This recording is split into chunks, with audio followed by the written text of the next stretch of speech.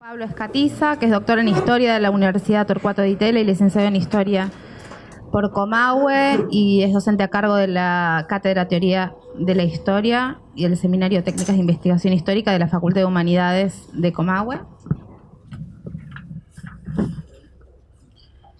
Gabriela Águila, que es doctora en Historia por la Universidad Nacional de Rosario e investigadora independiente del CONICET y coordinadora del Seminario Permanente de Historia Social del Pasado Reciente, profesora titular regular de Historia Latinoamericana Contemporánea de la Escuela de Historia de Rosario. Débora D'Antonio, que es doctora en Historia por la Universidad de Buenos Aires, es investigadora adjunta del Consejo Nacional de Investigaciones Científicas y Técnicas y se especializa en la historia argentina reciente y en su enlace con los estudios de género y sexualidad. Y me falta Victoria. Victoria Basualdo, que es historiadora e investigadora del CONICET y del área de Economía y Tecnología de Flaxo. Bien, empezamos. ¿Vamos en orden? ¿Sí? Bueno, buenas tardes a todas, todos. Gracias a las organizadoras por esta invitación. Realmente me complace mucho estar acá con colegas, compañeras que uno admiraba cuando las estudiaba y después las siguió admirando cuando las conoció personalmente. Entonces, eso es importante. Bueno, parece. Y bueno, yo hace un par de años que vengo evitando o rechazando participar en mesas, en charlas, en conferencias donde no haya mujeres presentes. Y cuando vi que era el único varón presente, dije, bueno, qué bueno que cómo han cambiado estas cosas y me complace. La verdad que es muy bueno. Bueno, por parte de la organización, lo que habíamos conversado era contar parte de mi experiencia, ¿no? Yo soy de la Universidad Nacional de Comahue, soy de Neuquén, platense de nacimiento, pero vivo allá hace muchos años. Y tuve la suerte de ser contratado en el año 2008, cuando estaba justo comenzando con mi tesis doctoral, o sea, empezando a hacer el doctorado en realidad, que yo estaba investigando las cuestiones de violencia política, violencia paraestatal y demás, de ser contratado por la Fiscalía Federal de Neuquén para, como me dijo la secretaria de Derechos Humanos en ese momento, para armar el rompecabezas de la escuelita. La escuelita fue el centro clandestino de detención más importante que hubo en la subzona 52, que comprendió en esa zonificación militar a toda la provincia de Neuquén y la mayor parte de la provincia de Río Negro, dependiente de la zona 5 de Bahía Blanca, ¿no? Y ahí el entonces fiscal José María Darquier, que su gran participación en estas causas, en estos juicios, fue dejar hacer a la secretaria que estaba llevando a cabo los juicios, que era María Cristina Boite. Y a ella le dieron un contrato como escribiente para contratar a alguien que la ayudara, y tuvo el buen tino de no contratar a un abogado o abogada, sino a un historiador o historiadora. Ella convocó a gente, a mí por un amigo en común, me dijeron, che, me están buscando historiadores para entrar a la fiscalía. Fui, entrevistas y demás, y quedé. Y fue algo, bueno, en la persona una posibilidad única. Y mi aporte concreto a los juicios de esa humanidad, yo todavía trabajé ahí hasta el 2014. En Neuquén, el primer juicio oral se ventiló en el año 2008. Estamos hablando después de fines de 2005, cuando se retoman los juicios, ¿no?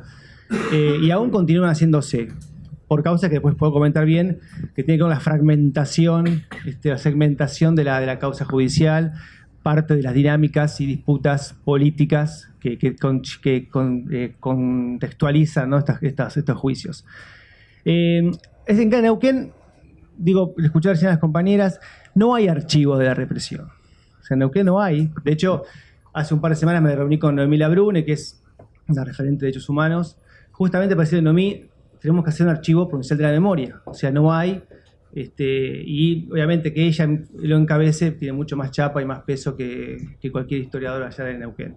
Y estamos en eso, justamente para saber si por ley se puede sacar. Yo estoy buscando información y más cómo hacerlo, pero justamente porque no hay un archivo de la memoria. Allá lo que hay, un archivo de la represión, quiero decir. Allá lo que me tocó trabajar a mí es justamente con la documentación obrante en lo que fue el expediente el 8736, Oscar Lorenzo Reinhold, etcétera, etcétera. que fue el de la causa por delitos de lesa humanidad. Una causa que cuando se inicia, se retoman los juicios, y digo se retoman porque hasta el punto final se habían comenzado ciertos procesos de instrucción. Cuando en el 2005-2006 se retoman las causas, había unos 80 casos denunciados, que rápidamente ese número empezó a aumentar hasta en la actualidad. Cuando yo me fui en el 2014 había 115 y ahora creo que hay 118 casos denunciados ante la justicia, ¿no? De casos de víctimas de delitos de lesa humanidad. Y mi tarea ahí concretamente fue armar toda la parte para los requerimientos de elevación a juicio de la Fiscalía, armar lo que se llama la parte que se llama la descripción de hechos y pruebas. O sea, yo tuve que hacer un trabajo, olvidarme, fue parte del problema que tuve en su momento, que tuve que olvidarme de todo lo que había aprendido en metodología de investigación histórica y lo que estaba dando en técnicas y en teoría respecto a un trabajo historiográfico, porque justamente lo que tenía que hacer era compatibilizar en gran parte con el trabajo de la justicia, o sea, la lógica de la justicia a diferencia de la lógica de la historia. Y fue medio esquizoide para mí, era problemático, honestamente al principio fue problemático, fue mucha parte de debates y discusiones con esta abogada, que por eso tenía mucha mirada historiográfica, pero fue parte de los problemas que tuve que enfrentar, ¿no? La lógica de la historia con la lógica del derecho. Perdón el desorden que estoy diciendo, pero el expediente Reinhold, la llamada causa Reinhold, consta de, creo que son, hoy estoy pensando lo que yo dejé en el 2014 y ahora, pero estamos hablando de 114 cuerpos, es enorme, y que está completado o lleno de documentación, reglamentación militar, las directivas, testimonios, todo lo que ustedes pueden conocer que hay en el expediente judicial, ¿no? Gran parte de esa causa, escuchaba esta mañana también, aportada incluso muchas veces por los mismos imputados o sospechosos de serlo. Por el caso de la causa de Vilas, por ejemplo. Cuando Vilas es indagado en el 84, él aporta toda la reglamentación militar en una declaración indagatoria que tiene 200 fojas y es riquísima en términos de documentación. Pero la aporta justamente para zafar de ese procesamiento, ¿no? Y ahí, bueno, como les decía recién, parte de mi experiencia en ese archivo fue disputar muchas cuestiones que tienen que ver con los intereses de un historiador trabajando para la justicia. Cuando la justicia, lo que decía, sabemos que el derecho lo que tiene que saber es tratar de averiguar es cómo probar que tal persona cometió tal delito. Entonces no hay lugar para la duda, no hay lugar para las hipótesis contrafácticas, que más allá de la mala prensa que tienen, sabemos que son muy importantes para nosotros. No hay lugar para las hipótesis abiertas. Entonces eso fue parte de la gran tensión que tuve que discutir con la fiscal, incluso al momento de producir pruebas. También tuve de alguna manera ese privilegio de poder producir o pedir que ciertos testimonios, cierta documentación que podía servir para la causa, pero también para mis propios intereses historiográficos, ¿no? Y otras cosas que también se conversaban hoy y fue parte de esta disputa de esa análisis documental, fue con la cuestión del secreto.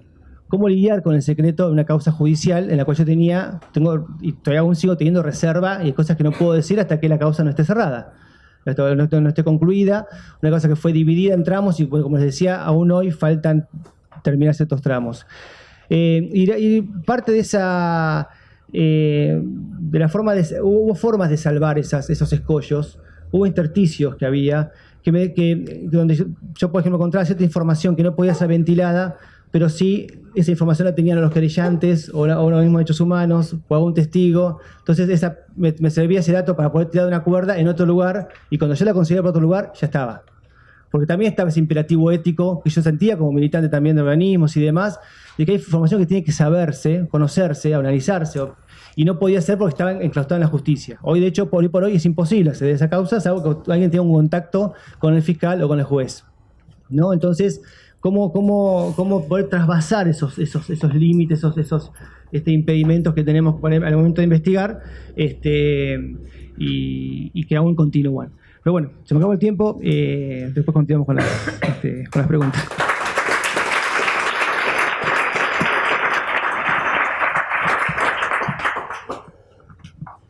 Bueno, hola, muchas gracias por la invitación a las compañeras.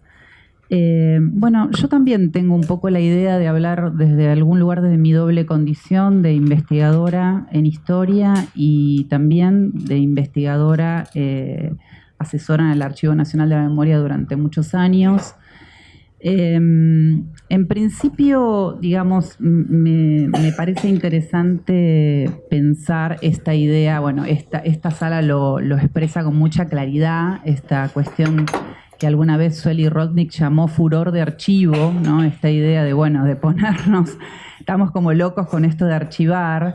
Y me parece interesante pensarlo como lo plantea ella, justamente como una guerra de fuerzas, ¿no? De alguna manera, nosotros como investigadores, como investigadoras, hemos hecho cosas de forma muy acelerada, ¿no? En un periodo de tiempo muy corto, nos hemos puesto un poco al hombro junto con el resto de la comunidad, obviamente en distintos ámbitos, pero bueno, ha habido un momento, ¿no?, que fue muy creativo, que fueron los últimos años, donde se puso en debate casi todo, podríamos decir, ¿no? ¿Qué es un archivo? ¿No? Hace 20 años atrás o 25 años atrás los archivos eran intocables, eran el lugar de la verdad histórica.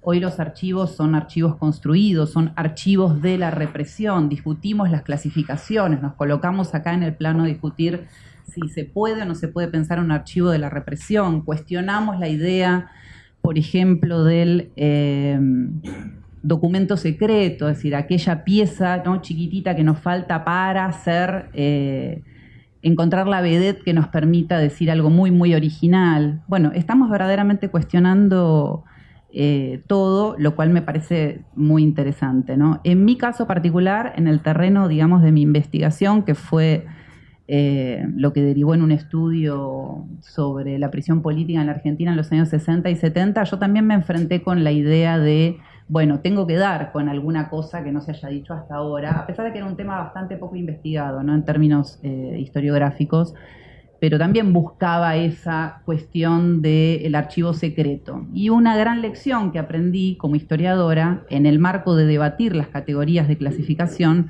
fue que muchas veces los archivos están a la vista, ¿no? Que no hay que ir a buscar ese papelito que complete, sino que están a la vista. Y que por ejemplo, en mi caso fue importante el acervo del boletín público del Servicio Penitenciario Federal, que está en los anaqueles disponibles en el Ministerio de Justicia, en los cuales uno puede ir a verlos allí y pensar problemas. Entonces digo, en los archivos siempre están, como diría Arlette Farge, ¿no?, la huella del paso, no escribe las páginas de la historia el archivo, ¿no? Estamos en todo caso quienes nos interesamos en pensar problemas, en pensar preguntas, etcétera, para quitarle ese efecto de certeza que tiene el archivo, ¿no? El archivo tiene un efecto de certeza. Uno va al archivo, la lógica, digamos, bueno, el Archivo General de la Nación, la vieja edificio del Archivo General de la Nación, nos colocaba un poco en esa cuestión, ¿no?, del olor a papel. Todo se ha modificado, ¿no? Y esa idea de la certeza hay que desarmarla, ¿no? Y yo pienso que hay un ordenador muy fuerte que es la pregunta, ¿no? ¿Qué nos preguntamos para pensar todos estos nuevos problemas? Particularmente yo, que me he interesado en las cuestiones de género, ¿no?, he visto que los archivos históricamente no han clasificado a las mujeres, no han tenido formas de catalogarlas, porque no han sido pensadas como sujetos históricos. Vieja discusión que ya todos estamos de acuerdo y no la vamos a volver a reponer. Pero sí es importante a la hora de hacer historia. Eso no lo digo como queja, lo digo como dato empírico. No hay catalogación a la hora de pensar en mujeres, ¿sí? Así como no hay catalogación a la hora de pensar en diversidades sexuales, por ejemplo, ¿no? Aún así, ¿no?, aún así hemos podido hacer historia. Por ejemplo, en el Archivo Nacional de la Memoria llegó un acervo documental para mí muy interesante, que se completa con esto que les decía del boletín público. Esto sí podría tener un carácter no secreto, porque llegó y se publicitó, tardó muchos años en catalogarse, etcétera, que son las fichas de las presas políticas, de las mujeres presas políticas de Villa Devoto. Bueno, no quiero tomar género por mujeres, que también es otra discusión muy compleja que no viene a cuento tampoco acá, pero en principio, en una primera aproximación, uno podría decir que ahí hay una novedad. Sí, hay una novedad porque no se había tematizado la posibilidad de que existiese un acervo documental que hablara de una población determinada, ¿no?, en determinado contexto histórico, que al menos a mí, a partir de mis propias preguntas e interrogantes, en la búsqueda entre lo que puede ser las biografías individuales y los colectivos, me permitió pensar las lógicas de disciplinamiento en torno a los cuerpos, en torno a las subjetividades generizadas. Eran personas generizadas en las que había en las cárceles, ¿sí? Algo parecido me permitió pensar otros problemas, pero parecido, la causa 500, la causa del penal de Rawson, que surge en el penal de Rawson por violaciones a los derechos humanos, vejaciones, etcétera, etcétera, por los mismos presos políticos que estuvieron allí en el año 77, creo que es la causa. También me permitió pensar algunas cuestiones vinculadas al disciplinamiento sexual en términos de género, ¿no? Digo, lo judicial, ¿no? Lo judicial como otro elemento para construir conocimiento histórico. Hace poco, el año pasado, salió un libro que no recuerdo bien cómo se llama, lo tenía anotado por acá en mis notas medio desprolijas, El Cordobazo de las Mujeres, Memorias de Viviana Fulcieri, ¿no? Digo esto porque estoy un poco apurada, porque sé que hay poco tiempo y quiero tirar como algunas ideas centrales de lo que me interesa pensar acá. Y lo interesante del libro es que trabaja con lo audiovisual, con lo visual, ¿no? Es decir, con las fotografías. Reconstruye una serie de fotografías que permiten ver cómo las históricas fotografías iconográficas que nosotros vimos del Cornobazo, donde estaba Tosco y sus compañeros en primera fila, se amplificaron y de golpe hoy podemos ver, ya no a Tosco, perdonen la calidad de la fotografía, ¿no? Se había recortado prolijamente en la portada. Es divino Tosco, ¿no? Pero más divino es ver a Tosco el contexto, y el contexto es un contexto plagado de muchachas, ¿sí? Plagado de muchachas. Entonces digo, cuento esto como estas son investigaciones que están en curso. Digo, pensar el archivo. Yo también tenía la idea, me cuestioné como Marina, ¿qué es esto del archivo de la represión, ¿no? ¿Qué significa pensar el archivo de la represión? Lo pensé en otros términos, lo pensé en el sentido de las preguntas que nosotros les hacemos para escribir historia, ¿no? Porque a veces aparece nítidamente lo que no está, justamente por esto que les decía de la clasificación. A veces es tanta la información, ¿no? Y aparece de modo fragmentario que jerarquizarla es uno de los elementos fundamentales para poder organizar y empezar a dar respuesta a esas preguntas de investigación, ¿no? Y lo que más me interesaba destacar, y cierro con esto, es, bueno, las nuevas preguntas, ¿no? Permitieron pensar en mujeres, permitieron pensar en diversidades sexuales. Por ejemplo, el archivo de la DICBA, del cual hablaba Daniel, de la Dirección de Inteligencia de la Policía de la Provincia de Buenos Aires, no tiene tematizado nada respecto de la cuestión de la homosexualidad, ¿sí? Hay gente que está trabajando esos temas, hay gente que está trabajando cuestiones vinculadas a la diversidad sexual, y a través de los clasificadores que la policía utilizó para la persecución, ¿sí? Se pueden hacer búsquedas para pensar, por ejemplo, qué lugar ha tenido la represión en torno a los que no han estado encuadrados en una normativa, en una sexualidad normativa, ¿no? Lo mismo el archivo del CONSUFA, que es el archivo del Consejo Supremo de las Fuerzas Armadas, ha permitido pensar, una vez que uno se mete adentro y tiene preguntas en la cabeza que no son, en todo caso, son otras preguntas, ¿no? Porque lo que hemos expandido, cierro de verdad con esto, lo que hemos expandido con este gran campo comunicante entre archiveros e historiadores, etcétera, es cómo estamos pensando ese proceso histórico que nos ha impactado como sociedad tan subjetivamente, ¿no? El archivo del CONSUFA, les decía, si uno va con una pregunta, permite ver las relaciones, por ejemplo, homoeróticas que había entre la oficialidad y los subalternos, ¿no? Y ver qué relaciones de poder, qué relaciones de juego de poder se dieron allí. Digo, hay posibilidades, muchas, para investigar, para seguir amplificando nuestro conocimiento sobre el pasado reciente y para darnos agencia a nosotros como investigadores o como archiveros en la construcción del conocimiento.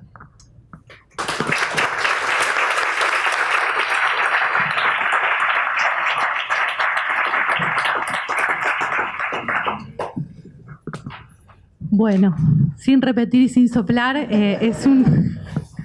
estoy muy estresada ya, les digo. Quiero empezar agradeciendo yo también, la verdad que es una alegría enorme, es un estrés terrible saber que uno tiene unos pocos minutos para transmitir y además habiendo estado pensando en todas las exposiciones previas que realmente son siempre iluminadoras, siempre interesantes. Mi nombre es Victoria Basualdo, como les contaba Melissa. Yo vengo acá a transmitir una parte de un proceso de investigación que en parte hubo tramos individuales, pero cuyo centro es colectivo. Así que, bueno, voy a hacer una lectura personal de un proceso que me excede con mucho y que tiene muchas aristas de las cuales no voy a hablar acá. Pero me voy a referir muy específicamente a investigaciones que realizamos desde el área de Economía y Tecnología de Flaxo, desde el CELS, desde el Programa Verdad y Justicia y desde la Secretaría de Derechos Humanos, sobre responsabilidad empresarial en delitos de lesa humanidad, es decir, represión a trabajadores y trabajadoras durante el terrorismo de Estado. En nuestro caso nos centramos en el periodo 76-83, nunca es 76-83, pero focalmente empezamos por ahí, ¿no? Con esta, ¿cuál era la pregunta? Como decía Debo, efectivamente uno tiene que ver por dónde le entra. Nuestro objetivo era tratar de pensar cuáles fueron las formas de represión a trabajadores y sindicalistas durante la dictadura y cuáles habían sido los sujetos represivos, así como las dinámicas que se abatieron sobre ellos, y en particular nos preguntábamos también por los territorios de la represión. Y nos interesaba muy particularmente tratar de problematizar y pensar algo que aparecía en el proceso de justicia, incluso antes en las propias denuncias contemporáneas a los hechos, que es que grandes establecimientos fabriles, grandes establecimientos laborales habían sido territorios privilegiados de represión.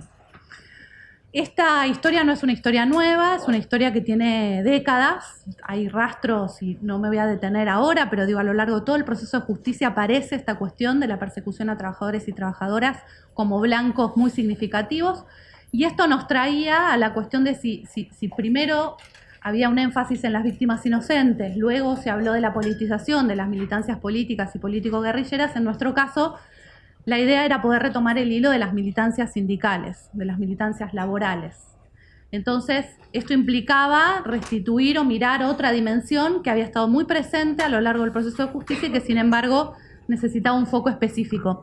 Y para esto, yo también me preguntaba sobre archivos de la represión. Nosotros no hablamos de archivos de la represión en general en todo el proceso de investigación, sino más bien de cómo analizar el proceso represivo sobre estos trabajadores y trabajadoras. Y en ese camino voy a referirme un poquito a los archivos estatales, más bien de inteligencia, de seguimiento, de control, etcétera, que uno podría afiliar a los archivos de la represión. Pero además me gustaría decir que en realidad tuvimos que consultar una gran cantidad de otros archivos estatales que no tenían esas funciones, sino que tenían la función de monitorear relaciones laborales, por ejemplo, todo lo que tiene que ver con fondos documentales y archivos del Ministerio de Trabajo, sino que tenían que ver, por ejemplo, con la documentación de una gran cantidad de prácticas referidas al movimiento sindical, sino que tenían que ver con, bueno, vamos a ver una gran cantidad de archivos estatales, si quieren, más burocráticos, ¿no? A los cuales me quería referir muy brevemente. Pero además quería decir que no solo tenemos que pensar en archivos estatales, y esto también incluiría el Archivo General de la Nación, el Archivo Intermedio, los archivos de empresas estatales allí, varias colecciones y fondos documentales existentes allí, sino que además nosotros necesitábamos mirar archivos de empresas, ¿no? Porque claramente el Estado es una parte de esta historia, pero también necesitábamos entrar por el lado empresarial. Como ustedes saben, ahí nos enfrentamos a un obstáculo muy claro, que es que la empresa es una propiedad privada y sus papeles son centralmente, lo que hacen con sus papeles es prerrogativa de esas corporaciones. Por lo tanto, hay una barrera enorme respecto al acceso a archivos empresariales. Hay muy pocos archivos empresariales abiertos en Argentina, hay algunos, casi ninguno para el periodo que nos interesa, digamos, para el periodo que habíamos elegido como eje de investigación. Y esto también abrió desafíos que ahora muy brevemente voy a abordar. Pero sí encontramos, por ejemplo, que aunque no pudiéramos entrar por los archivos empresariales, donde esperábamos encontrar los legajos, las relaciones laborales internas, una cantidad enorme de procesos que intentábamos reconstruir cuando pensábamos en la represión a trabajadores y trabajadoras, sí era posible entrar por lo que son las distintas entidades representativas de las actividades, ¿sí? Las cámaras empresariales y una gran cantidad de organizaciones empresariales que tienen archivos a los cuales uno tiene mayor o menor acceso, ¿no? Y existían también una cantidad de archivos económicos de investigadores de distintas organizaciones, en particular del área de Economía y Tecnología de Flaxo, donde yo trabajo, que analiza las transformaciones del Poder Económico de hace décadas, pero también la Facultad de Ciencias Económicas, el propio archivo, en realidad los fondos documentales del Banco Central, algunos fondos documentales del Banco Nación, en fin, una gran cantidad de documentos, entre ellos algunas instancias estatales que abrieron estos documentos al trabajo de archivos, como sucedió con la Comisión Nacional de Valores, con el Banco Nación o con el Banco Central en otra etapa, cosa que luego se cerró, por supuesto, brutalmente, como estuvieron discutiendo esta mañana. Entonces, primera entrada, Estado, pensando al Estado no solo como un Estado represivo, sino como un Estado que necesita regular una gran cantidad de relaciones y que interviene en distintos niveles. En segundo lugar, empresas, y no solo empresas, sino organizaciones empresariales, cámaras, organizaciones de entidades empresariales, en fin, distintos sujetos representativos del poder económico. En tercer lugar, trabajadores y sindicatos, otro problema. Y allí nos enfrentamos a una muy deficiente política de preservación documental, lo cual es un problema muy grande, y esto derivó en una interpelación muy fuerte a las organizaciones sindicales, porque claramente no solo los archivos son derechos, sino que el archivo tiene que ver con la identidad propia, ¿no? Entonces, si estamos tratando de reconstruir la trayectoria de sujetos perseguidos, que ya de por sí dejan un rastro documental bastante errático y complejo, ni las propias organizaciones se encargan de preservar estos documentos y de entender que en la propia trayectoria reside una riqueza, reside la capacidad de presentarse en una causa judicial, de exigir derechos, de probar las violaciones al derecho de protesta, de organización, a la persecución, etc. Entonces, 2 minutos. Bueno, ni lo pienso. Trabajadores y sindicatos, ¿sí? Por otro lado, las hemerotecas, digamos, todo lo que es fuente de prensa es muy importante, y la entrada por los partidos políticos también permite recoger denuncias, puntas, etcétera. Por otro lado, no solo hay archivos en el ámbito nacional, sino en el ámbito internacional. En mi caso personal, yo trabajé sobre la OIT y la campaña internacional durante la dictadura y los debates que se dieron en OIT. Y OIT tiene un archivo increíble, sistemático, con un caso entero, que es el caso 842, presentado por la violación justamente al convenio 87, donde efectivamente las 3 centrales sindicales presentan un caso en los primeros días del golpe y se desarrolla un seguimiento de la persecución a trabajadores, trabajadoras y sindicalistas. Y todo son expedientes y fuentes donde, como planteaba Debo, mucho de esto está recuperado en los registros públicos, en las actas públicas de OIT, además de en los archivos específicos que permiten acceso a otras cosas.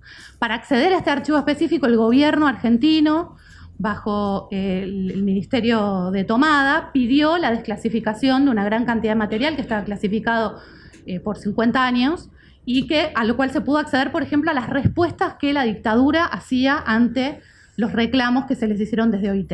Y lo mismo existe en una gran cantidad de sindicatos a nivel internacional, confederaciones, que tienen un rastro enorme sobre el proceso de represión. Están las denuncias, los dossiers, las listas, etcétera, que son otra manera de documentar el proceso represivo.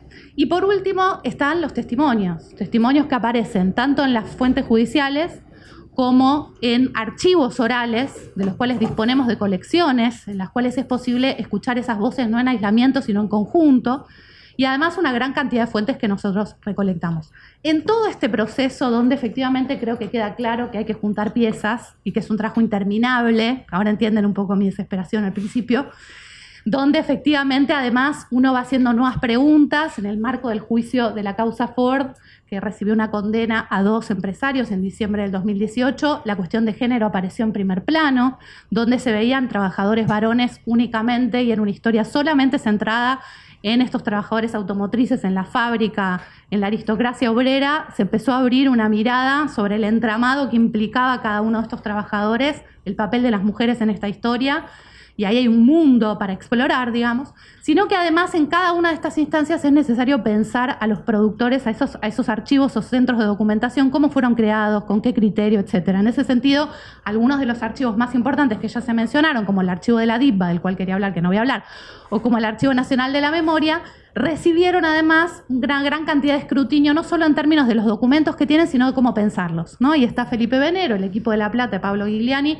ha escrito, ha pensado, bueno, de qué archivo estamos hablando, cómo se organiza internamente, quiénes son los intervinientes, cuáles son los informantes de este archivo, poder mirar no solo el texto, sino todas las firmas y documentación que se esconde en las márgenes, ¿no? Entonces, no es solo todas estas vías de entrada, sino además cómo abordar de manera contextual y ubicada cada uno de estos procesos. Bueno, eso es todo. Gracias.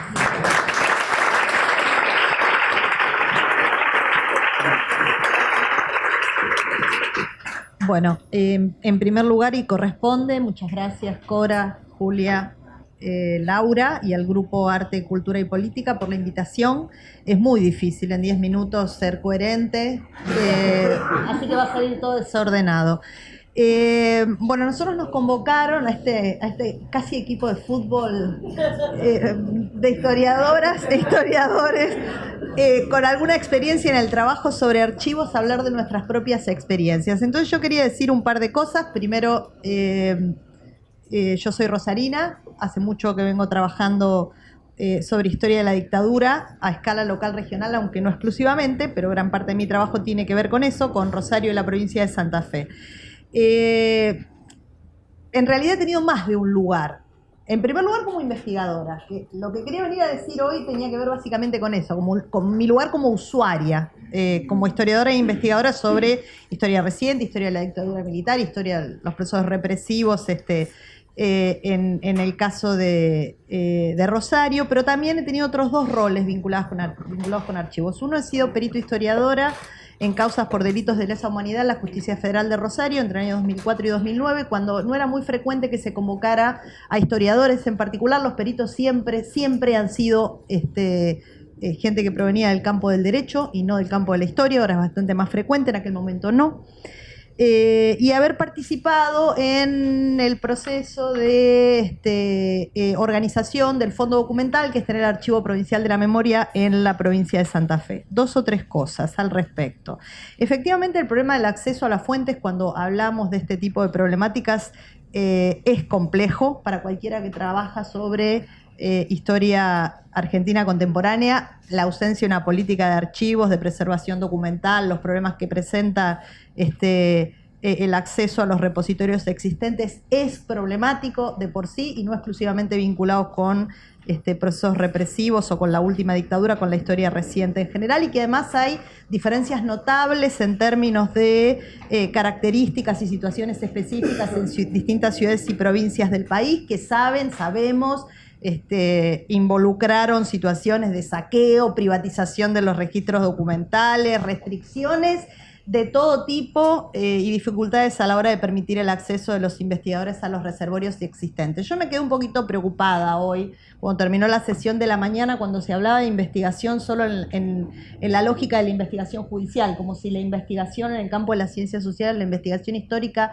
fuera una cosa que estuviera por fuera de los marcos de discusión. Y lo que me interesa es situar, reponer el lugar de la investigación histórica o de la investigación en el campo de las ciencias sociales cuando nosotros hablamos de estos fondos documentales.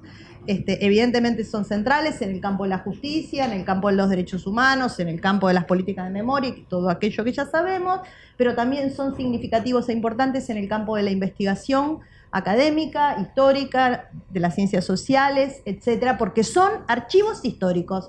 Y esa cualidad, me parece, es la que debería resituarse y reponerse. Hemos hablado una y otra vez respecto de cómo denominarlos. Yo recuerdo muchas conversaciones, sobre todo con archivistas, respecto de lo inconveniente de usar la denominación archivos de la represión. Recuerdo muchas veces haberla escuchado a Mariana Nazar decir, bueno, digámosle archivos que contienen datos sobre violaciones a los derechos humanos, vale. Pero son también estos archivos, además de contener datos sobre violaciones a los derechos humanos, como digo, archivos de la historia social y política de la segunda mitad del siglo XX, digamos, porque efectivamente los que están a disposición tienen que ver con aquello que que han colectado, en particular los organismos de inteligencia, pues también estamos hablando en general de archivos de inteligencia. En general, estoy siendo injusta con la palabra en general, no es en general, pues yo estoy pensando en algunos fondos documentales, el más conocido es el archivo DIVBA, el otro, de menor cuantía, es el que está en la provincia de Santa Fe, en la ciudad de Santa Fe, el Archivo Provincial de la Memoria, que es el que más conozco, y después hay, como dijo bien Pablo, una situación muy fragmentaria y muy diversa en las distintas provincias del país, en algunos casos simplemente no existen. Sería bien interesante dar cuenta de algunas cuestiones, por ejemplo la cuestión del descubrimiento. Yo creo que, yo no sé si hay trabajos escritos sobre esto, pero el archivo de la provincia de Santa Fe lo descubrieron como 3 veces, y cuando digo lo descubrieron es lo descubrieron. Salían los medios de comunicación, iban los periodistas, hacían notas, no una vez, varias veces. No es el caso del archivo DIVBA en el 98. Es un archivo que se ha descubierto insistentemente, y es interesante también pensar cómo algunas lógicas locales provinciales denotan, ¿sí?, la aparición y la puesta en la agenda política local provincial de algunos de los archivos, ¿no? El Fondo Documental de la Dirección General de Informaciones, que era un servicio de inteligencia que dependía del gobernador de la provincia de Santa Fe. Esto es, era una agencia, si ustedes quieren, en el ámbito de la comunidad informativa de menor cuantía, ¿sí? No era la más importante, e incluso es muy difícil probar que los agentes de la Dirección General de Informaciones tuvieron alguna participación en circuitos represivos, y me animo a discutirle esto a más de uno. No tenemos acceso a los archivos de inteligencia de la policía o del ejército, ni de lejos, excepto alguna documentación que se ha colado efectivamente por la circulación de información de inteligencia y que está en el archivo DIVBA o en el archivo de la DGI, disculpen. Ese archivo figuraba en el registro de memoria del mundo de la UNESCO, y no había prácticamente nadie en la provincia de Santa Fe que supiera de su existencia. Entonces esta disparidad en términos del conocimiento de esos fondos documentales resulta también una cuestión interesante para tener en cuenta. Nosotros en el campo de la historia reciente hemos discutido mucho respecto de, por ejemplo, las fuentes orales. Hay toda una serie de reflexiones, trabajos, etcétera, el estatuto de la fuente oral, cómo hacemos con los testimonios, la subjetividad del entrevistador y todas aquellas cosas, pero hemos discutido poco respecto de estas fuentes documentales, fundamentalmente de aquellos que están localizados en los archivos de inteligencia, ¿no? ¿Qué hacemos con el problema de la veracidad o de la credibilidad, o del modo en el cual se colecta y se organiza la información, el hecho de que existan mentiras deliberadas, falsedades, etcétera, todas aquellas cosas con las que nosotros nos topamos cuando trabajamos además de la cosa del carácter secreto, confidencial, reservado, los fondos clasificados, no clasificados y todo aquello que ya sabemos. Quiero poner la atención en 2 o 3 fondos documentales. Yo sé que me faltan 2 minutos y no dije ni la mitad, pero sobre 2 o 3 fondos documentales sobre los que yo trabajé.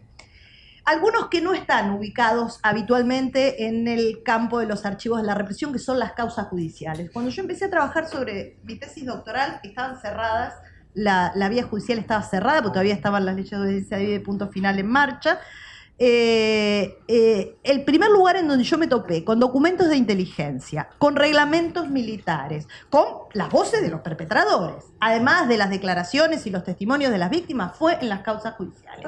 Ahora es de uso, no hay investigación sobre historia reciente argentina que no tenga algún tipo de trabajo sobre, no solo sobre reglamentos militares o normativa militar, sino fundamentalmente sobre documentos de inteligencia. Le falta algo a eso, es más, se los pedimos cuando hacemos evaluaciones. La otra tiene que ver con el Fondo Documental de la Dirección General de Información en la provincia de Santa Fe, que, como digo, fue para nosotros nuestro archivo DIVBA, a escala local provincial, muy azaroso además, y creo que ahí hay un problema fundamental que tiene que ver con la cuestión del acceso. A mí me gustaría que en algún momento, yo no sé, este puede ser un lindo lugar para hacer un planteo y demandarles a quienes gestionan los archivos, porque me parece que esto hay que empezar a decirlo fuerte y de una vez, que acabemos con el asunto de las tachas y acabemos con el asunto de los referencistas. los historiadores, los investigadores necesitamos ver los documentos y no solo el documento, sino el documento en una serie, el documento en contexto, que un referencista decida cuál es la documentación a la que nosotros podemos acceder, quitándonos la posibilidad justamente de ubicar al documento en su propio contexto o en la serie o en el registro en el cual en este caso, policías o quien sea los haya organizado, nos ponen un problema terrible, sobre todo cuando sabemos que muchos de los que hacemos este tipo de trabajos estamos trabajando con o pretendiendo hacer historia social, ¿sí? Registrar redes, los nombres son importantes. Yo entiendo la ley de habeas data, entiendo la necesidad de confidencialidad, pero de verdad, yo esto lo dije en el año 2001 cuando nos convocaron desde la DIPA para discutir cómo se abría el fondo. Estamos en 2019 y estoy pidiendo exactamente lo mismo. Déjenos ver los archivos, déjenos ver los nombres. Yo he trabajado con, me voy a tomar un minutito más y ya la termino, con archivos, con documentos del ejército. Es más fácil entrar al servicio histórico del ejército y mirar los archivos del ejército que mirar los archivos de la memoria. Es increíble, pero lo digo en serio y lo digo, digamos, con bastante frustración. Estos archivos tienen algunos problemas que son muy importantes. Uno es el tema del acceso. Hay que discutir el problema del acceso a los archivos. Hay que discutir el problema de la accesibilidad a los investigadores, ¿sí? Y yo no quiero poner por delante la investigación histórica respecto a la investigación judicial. Yo entiendo que es muy importante meterlos presos. Hemos discutido esto los últimos 15 años. Pero es importante también la investigación histórica. Y para hacer investigación necesitamos el acceso a la documentación. Y yo creo que hay un problema también muy importante que tiene que ver con la funcionalidad judicial de estos archivos. Disculpen si esto resulta antipático, pero voy a insistir con ello. Esa mirada excesivamente centrada en el campo del derecho, las demandas de los operadores judiciales, de los organismos de derechos humanos, nos pone a quienes investigamos sobre el periodo en toda una serie de problemas. La desconfianza existe, las dificultades existen, pero creo que hay que ponerlo sobre la mesa, ¿no? ¿Qué pasa con la investigación histórica? ¿Qué pasa con la investigación histórica? En serio, y lo pregunto muy seriamente. El problema entonces también tiene que ver con la organización y con la gestión de estos archivos, ¿sí? Claro que no tenemos una ley de archivos, pero que dependa de quién gestiona el archivo, cuándo se abre, cómo se abre, quién lo mira, quién no lo mira, es aberrante a estas alturas de los acontecimientos. Sobre todo porque no estamos hablando de tantos fondos documentales, sino de una porción de ellos. Bueno, ya está, todo desordenado.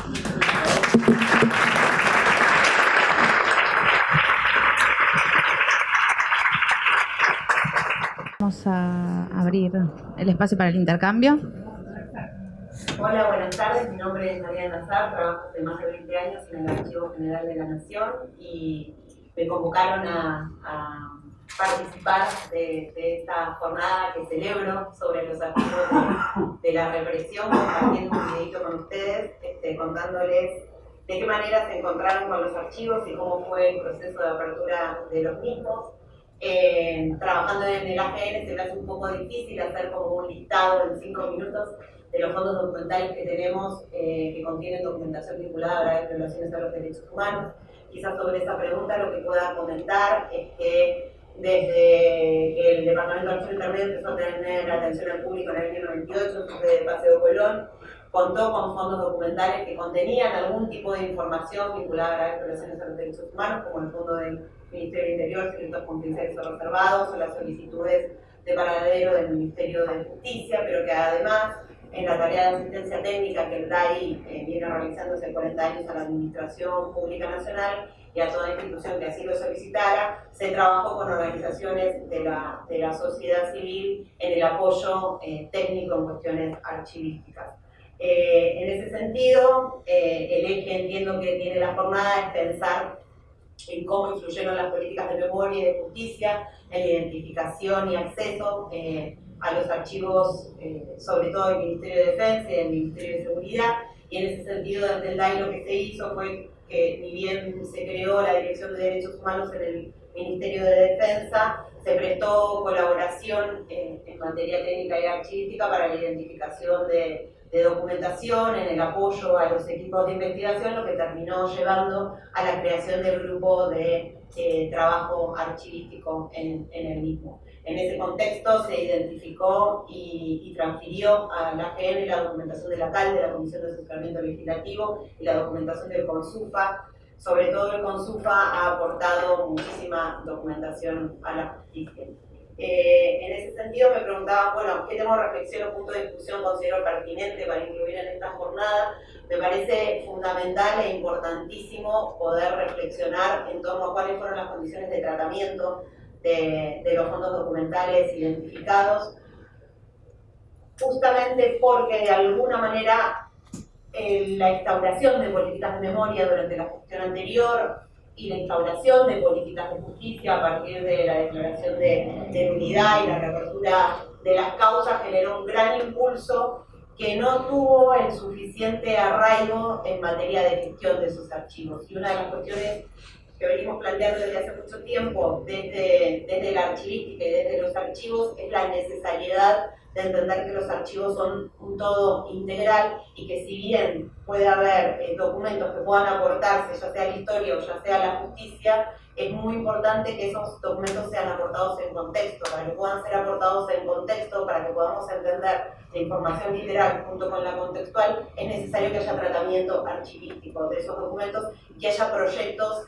que puedan pensar en el largo plazo y no solo en la instrumentalización de los archivos, o sea, no solo en una mirada extractivista que piense qué puede encontrar para aportar, ya sea a la historia o ya sea a la justicia, sino que pueda tener tratamientos integrales. En ese sentido, es clave y fundamental el desarrollo de políticas públicas archivísticas, y eso es una deuda que todavía tenemos pendiente desde la gestión anterior. Los distintos proyectos de identificación y aporte, ya sea a la memoria, ya sea a la justicia, ya sea a la historia, que se dieron en materia de archivos, no tuvieron una política archivística que los acompañara.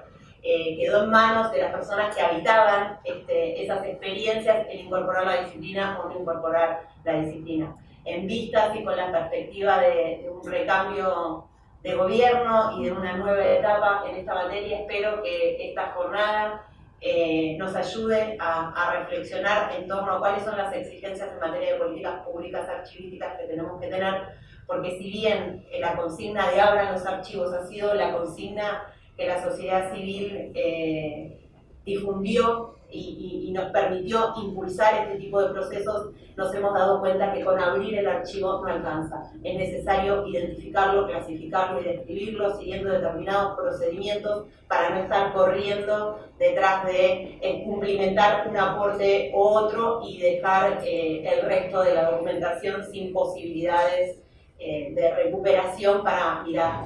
Los archivos sirven a la historia, a la memoria y la justicia, y ojalá podamos hacer que valgan en ese sentido.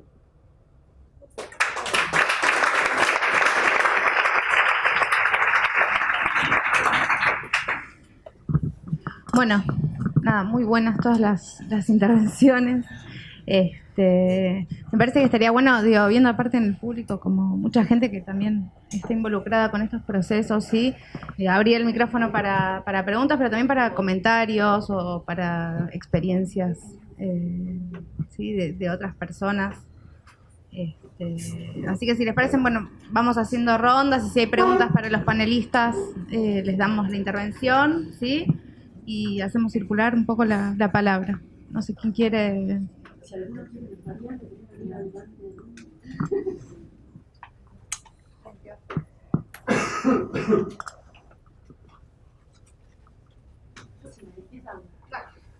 para repetirlo nada más. No, hablo por ahí.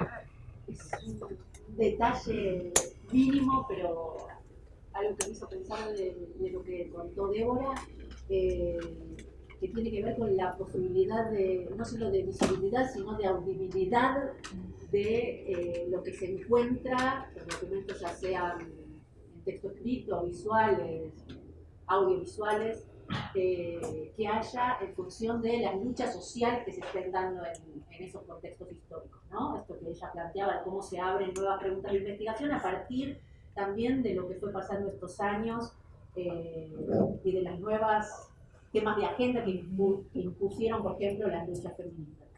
Y digo, en este caso de la foto que ella mostró de Tosco, se comprobó no solo que se había cortado la foto y se lo había encuadrado solo a Tosco, se había quitado, justo que había toda una cadena de mujeres, sino que la que sostenía la bandera era la amante de Tosco, ¿no? Que ni siquiera aún hoy se puede decir en Córdoba, según la propia investigadora, que Tosco se había divorciado de su mujer y estaba en pareja con esta... Pero lo sabe todo el mundo. Lo sabe todo el mundo. Mariana no me va a dejar mentir, pero lo sabe todo el mundo, pero se tiene... Por eso lo digo yo, que soy del conurbano bonaerense.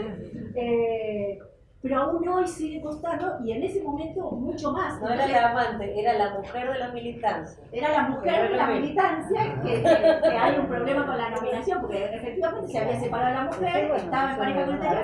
Digo, cuando se corta la foto, también se corta la imposibilidad de decir cuál era la situación de alguien que tenía que ser absolutamente intocable en todos los aspectos y que tenía que ser intocable en ese sentido de una moral que era la que estaba en vigencia en ese momento. Por eso digo, como también me parece que la posibilidad de lectura de los nuevos documentos que aparecen están cruzadas por las nuevas cosas que nos suceden histórica, política y socialmente.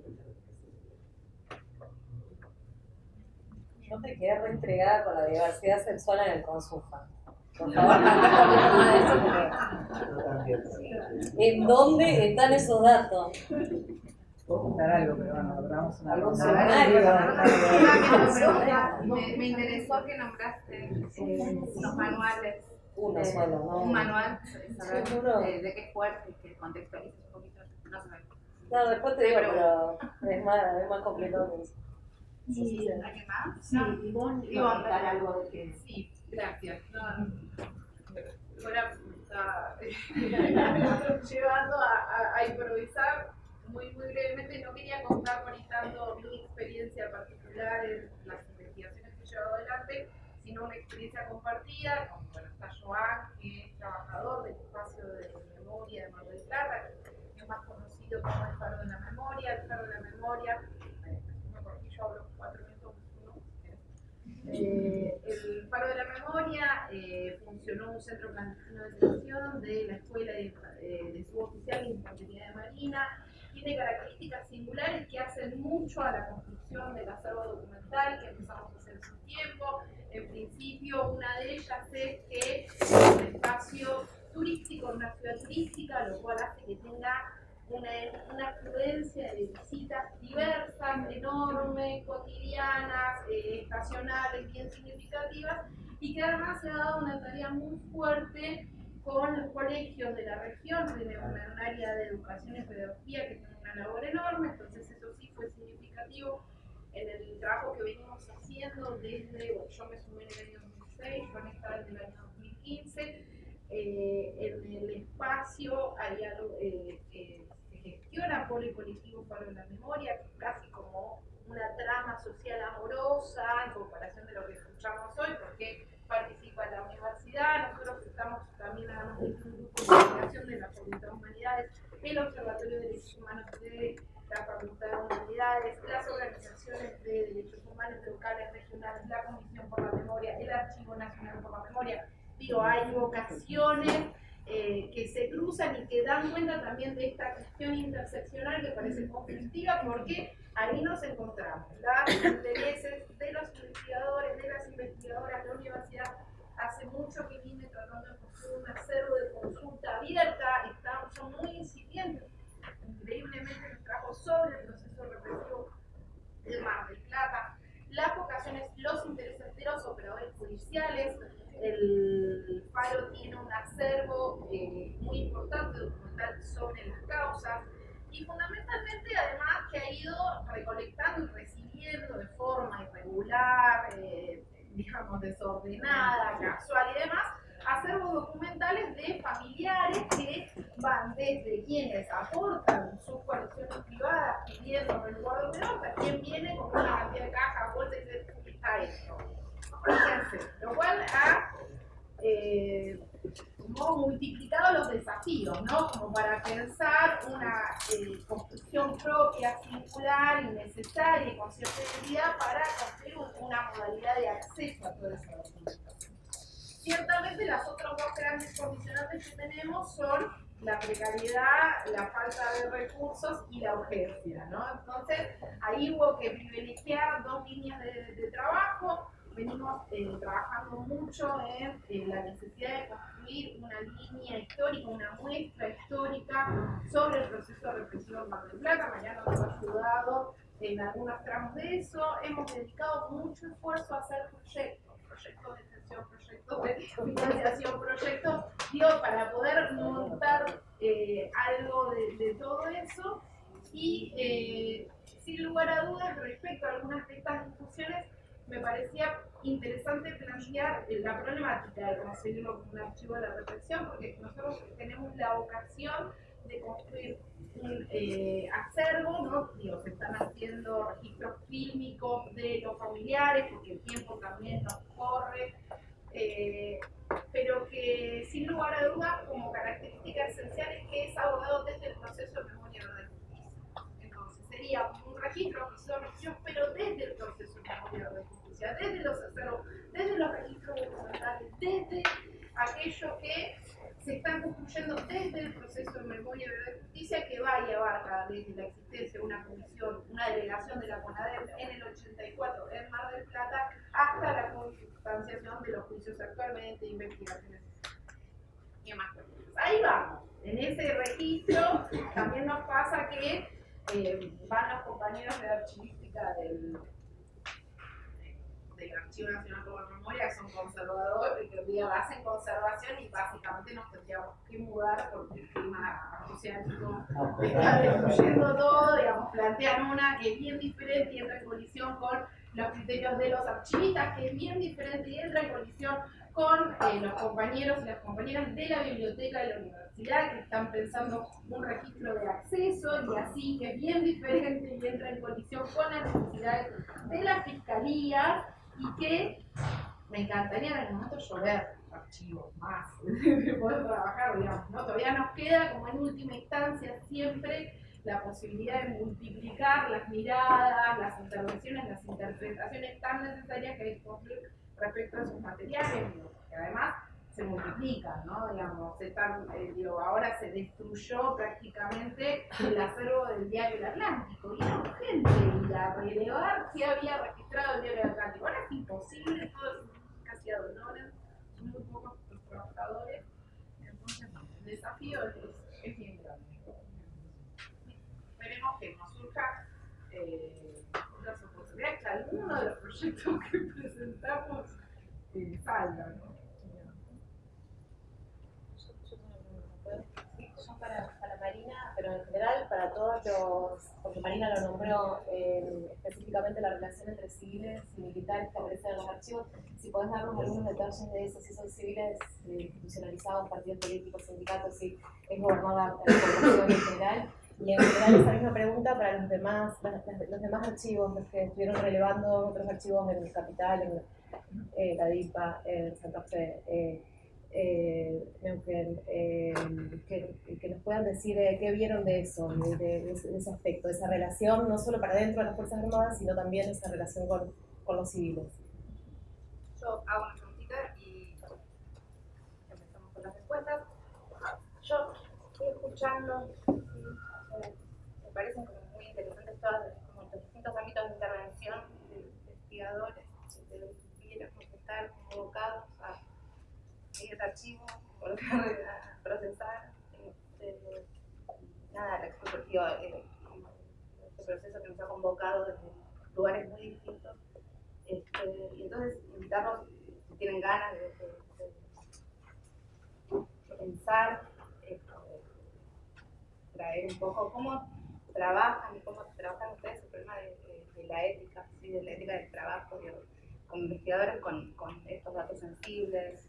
Estamos trabajando con víctimas, estamos trabajando con datos estamos trabajando sobre el mundo de los militares, pero algo sobre hoy a la mañana, no todos los militares necesariamente están vinculados con o no están identificados como vinculados con violación de derechos humanos, ¿sí? Y en relación con esto, Mary, sí, ¿puedes usar el micrófono? Sí. Perdón. No, lo que estaba diciendo es, digo, si querían traer un poco, digo, cómo digo, se plantearon o construyeron sus marcos éticos de trabajo con todos estos datos, digo, que son sensibles. Digo, me pareció como muy iluminador lo que trajo Mónica sobre el uso de la foto de su compañero. Bueno, por ese lado, ¿sí? Y perdón, una cosa más sobre todo, digo, en un marco en el que, digamos, nosotros no estamos colegiados, ¿sí? No, digo, no tenemos normas digo, algún régimen, ¿sí? ¿Cómo? Nosotros, perdón, los historiadores en general, y los antropólogos sí tienen, perdón, pero no tenemos ese tipo de regulación. Entonces, bueno, ¿cómo se maneja eso, no? A ver, hacemos una ronda de respuestas, ¿sí?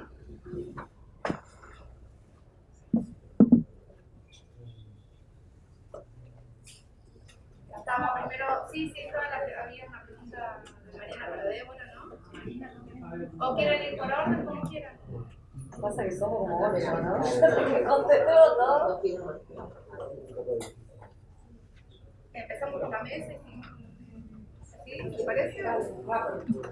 Sí, bien cortito. Bien cortito. Ahí está. Bueno, un par de cosas antes de ir puntualmente y también bien cortitas a tu pregunta. Por un lado, mientras escuchaba los problemas que hay con los archivos, sobre todo en Santa Fe, pero también en provincia de Buenos Aires, e incluso en Chubut, y que están preocupados y hay problemas vinculados al manejo de archivos y demás. Yo veo como en Neuquén, por ejemplo, la soledad en la que estoy.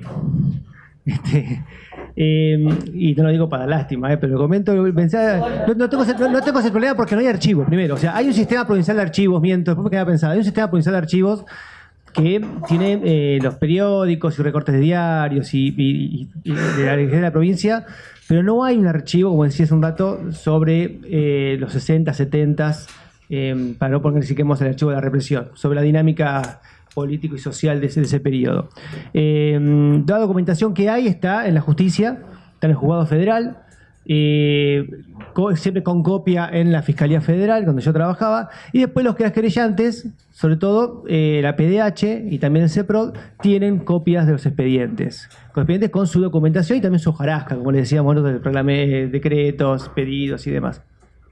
Y hay todo y veo avisoro todo un problema por delante cuando si seguimos adelante con esto de poder crear un archivo provincial de la memoria como sea. Toda esta serie de problemas que te están comentando acá son los que voy a tener yo en un tiempo más seguramente, y veremos. Eso por un lado. Por otro lado, comentar que, respecto a esto que vos preguntabas, ¿no? De esta relación de lo civil y lo militar, ahí en la causa, en el expediente de la causa Reinhold, lo más importante de esto es, esa relación es con el juzgado federal, justamente. O sea, el juez Pedro Laurentino Duarte, que era el juez, era adjutor del ejército y después fue juez federal. Hoy procesado, aunque su procesamiento está apelado en Cámara y continúa en espera su resolución. Ha sido la pata civil, si se quiere, más importante de esta relación. No se han visto, no consta en el expediente participación de empresarios y sí, más allá de algunos nombres de funcionarios políticos que después, como saben ustedes, hace 60 años en Neuquén gobierna el Movimiento Popular Neuquino, el MPN. Entonces muchos funcionarios han pasado por todas las gestiones de gobierno dictatoriales o constitucionales. Entonces ahí se ven algunos nombres, pero sin mucha vinculación. Y también quería mencionar algo muy cortito respecto a la forma de producción de esa documentación, de esa prueba que me tocó participar, que era justamente a partir de la toma de testimonios y demás a personas que nunca habían hablado, y de cómo eso se incorpora a las causas y cómo eso forma parte del expediente judicial al momento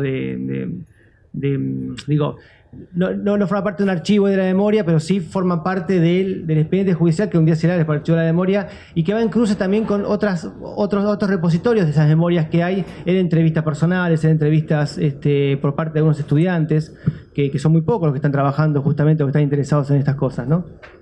Pero comentar cortito eso nomás y no sé qué más era. El tema de la ética. Ese fue un problema también en lo personal, porque estaba como sentía una ética de tener que dar a conocer. Hay muchas cosas que se tenían que dar a conocer, que se tenían que conocer, pero al mismo tiempo con el secreto del cual estaba obligado por trabajar en la Fiscalía Federal. Y como decía, siempre había intersticios para poder saltar esas trabas, esos silencios impuestos, ¿no? Cierta información y entonces sacar mentira, verdad de ciertos lugares, o ver si esa documentación la tenía el CEPROD o la tenía la PDH, y yo podía ir como historiador a ver la PDH, bueno, yo la tenía de ahí, al documento no lo tenía del expediente judicial. Pero aún así, terminó con esto, tuve un problema muy importante porque todo esto tiene una historia, y en la historia cambian las cosas y es dinámica porque atraviesa el tiempo. Hasta el 2012 era muy difícil dar cuenta de ciertas militancias por parte de víctimas y sobrevivientes. Y me sucedió que a partir de mi propia investigación por fuera de la Fiscalía, doy a conocer lo que un operativo que hasta entonces se conocía como el operativo Cutralcó. Ese operativo Cutralcó, famoso, de hecho está descrito por Noemí Labrun en su libro Buscados, de su libro temprano del 88. El operativo Cutralcó había comenzado 3 días antes en Neuquén, con el objetivo de eliminar el PRT del Comahue.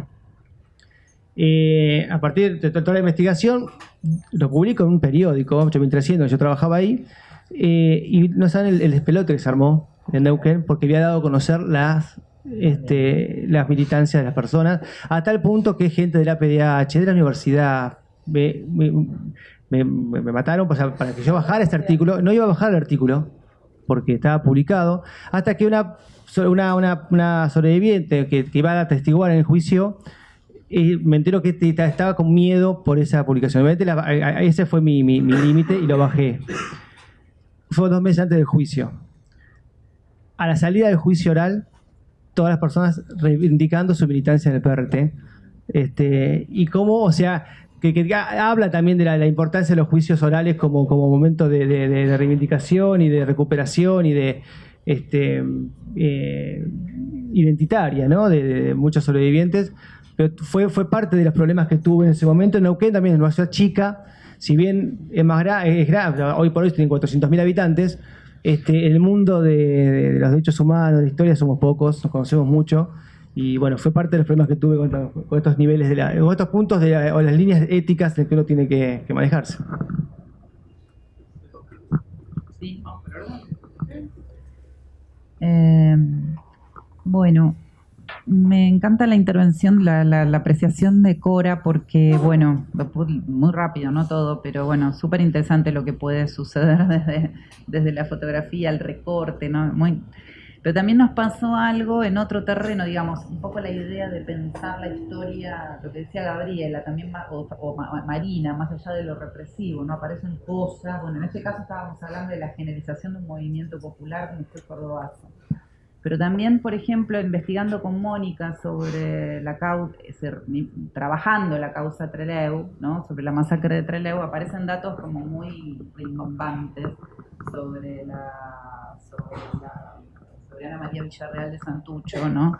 Que por ejemplo, que estaba embarazada de 5 meses en el momento de su muerte, ¿no? Y que en todas las memorias familiares y en todas las entrevistas que hemos charlado con militantes, ese tema es un tema ocluido. Es más, si lo preguntamos, si lo verbalizamos, nadie no se quiere charlar, porque es un poco discutir, bueno, la honorabilidad de Ana María, es un poco discutir lo que sucedía entre Santucho y Teresa Laplace. Bueno, hay toda una serie de cosas ahí que amplifican los modos de pensar la historia también, ¿no? Digo, un poco para ampliar esta idea que vos sugerías. Respecto de tu pregunta, Mariana, es interesante porque por eso decía qué es lo que uno quiere ir a ver, ¿no? ¿Qué es lo que estás buscando ir a ver? El Código de Justicia Militar tiene una gradación en delitos y los delitos son de juzgamiento interno a la fuerza. La Corte Suprema, el Consejo Supremo, los casos controversiales que llegan a la Corte Suprema. En esos casos controversiales se tiene que decidir, y bueno, en general son oficiales contra suboficiales, las causas de relaciones homoeróticas. Eso es lo que se juzga, eso es lo que se puede mirar, y vos podés ir desde lo particular a un funcionamiento más regular y de más larga data en la institución. ¿Sí? ¿Denuncias tipo abuso? O Sí, abusos. Otro, hay miles de más. Hay muchas cuestiones, pero puede ser abuso, puede ser visibilización, puede ser ajuste de cuentas, puede ser un montón de cosas. También acá está Jazmín, creo, hola, que ella ha trabajado otra cuestión que está vinculada a tu pregunta, de alguna manera, la cuestión de la relación en otra dimensión, no la que planteaba Marina, que es más institucional, me parece, ¿no? Que lo que ella quería hablar era más de bueno, ya lo dirá, pero digo, acá hay una cuestión, claro, digo, como que me imaginé otra cosa cuando ella hablaba de partidos políticos, civiles, me imaginé la esfera del poder. Acá hay otras situaciones donde se puede ver el vínculo entre lo militar y lo civil, por ejemplo, en mujeres que ingresan de alguna manera, que merodean, entre comillas, los predios de las Fuerzas Armadas y son violadas, ¿no? Y que ingresan como denuncias las situaciones por las que pasan, y las chicas han trabajado casos, bueno, Victoria Álvarez hizo su tesis doctoral con respecto a eso, ¿no? Es decir, que también es tema de delitos sexuales, que se compensa con lo que planteaba Victoria, ¿no? Testimonios, causas judiciales, hay un anudamiento. Testimonios permite ir a las causas judiciales o viceversa, causas judiciales permite pensar, bueno, conocimiento histórico de distintas maneras. Bueno, en principio eso. Bueno. Bueno, perdón, ya habrá alguien que diga cosas más. Me acaba de tirar el merodeo. Sí. Datos sensibles como. Sí, no sé. Bueno, muy breve en términos de propuestas, suscribo la necesidad de pensar en una ley de archivos. Celebro la intención federal de este panel. Me parece que sí que hay que salir de la DIPA, de la ANM y de la centralización en la Pampa Húmeda, particularmente en Buenos Aires, que eso es muy importante. Nosotros tratamos de analizar 25 empresas de todo el país y justamente eso implicó tener que rastrear, por lo menos parcialmente, muchos repositorios, y creo que sería interesante hacer un rastreo más sistemático a nivel de todo el territorio del país, de lo que hay, de lo que no hay, etcétera. En tercer lugar, pensar en políticas estatales de preservación documental, no solo respecto de archivos y fondos documentales estatales, sino también de otros actores, como planteado. O sea, creo que hay que hacer capacitación en sindicatos, en distintas organizaciones, en la preservación documental más allá del Estado, y que habría que definir una política respecto de los archivos empresariales también. Realmente, para nosotros la única manera de acceder ha sido a partir de allanamientos, por ejemplo, hechos por la justicia, que ponen ese material dentro de las causas judiciales, y a partir del acceso a la causa judicial por querellantes o lo que sea, es posible acceder a toda esa documentación. Y eso es muy complejo, porque muchas veces los allanamientos implican decir, acá tienen 4 cuartos repletos de documentación, que además son dejados en condiciones de vulnerabilidad. En el caso de Asindar se inundó todo el sótano y se arruinó toda la documentación que supuestamente iban a dar. Entonces, bueno, son procesos muy complejos. Me parece que se necesitan políticas estatales no solo para archivos y fondos documentales del Estado, sino para el otro también. Muy brevemente, civiles y militares, eso era una parte de lo que quería decir, que por supuesto no llegué, pero hay una gran cantidad de documentos que nosotros cruzamos y analizamos para poder pensar la relación entre Fuerzas Armadas y, en particular, empresas. Y esto implica no solo esto que decía, documentos de allanamiento, causas judiciales, como planteaba Gabriela, efectivamente las causas judiciales pasan a ser una fuente documental, en nuestro caso con el trabajo en la Secretaría de Derechos Humanos a partir de la ANM y un repositorio de causas judiciales, sino que además, bueno, analizamos directivas, plan del ejército, los propios documentos de las Fuerzas Armadas y la categorización que hacen de las empresas. Documentos internacionales, National Security Archives, por ejemplo, rastrean reuniones, informes respecto de la vinculación, entonces hay documentos internacionales de enorme valor ahí para ver esto.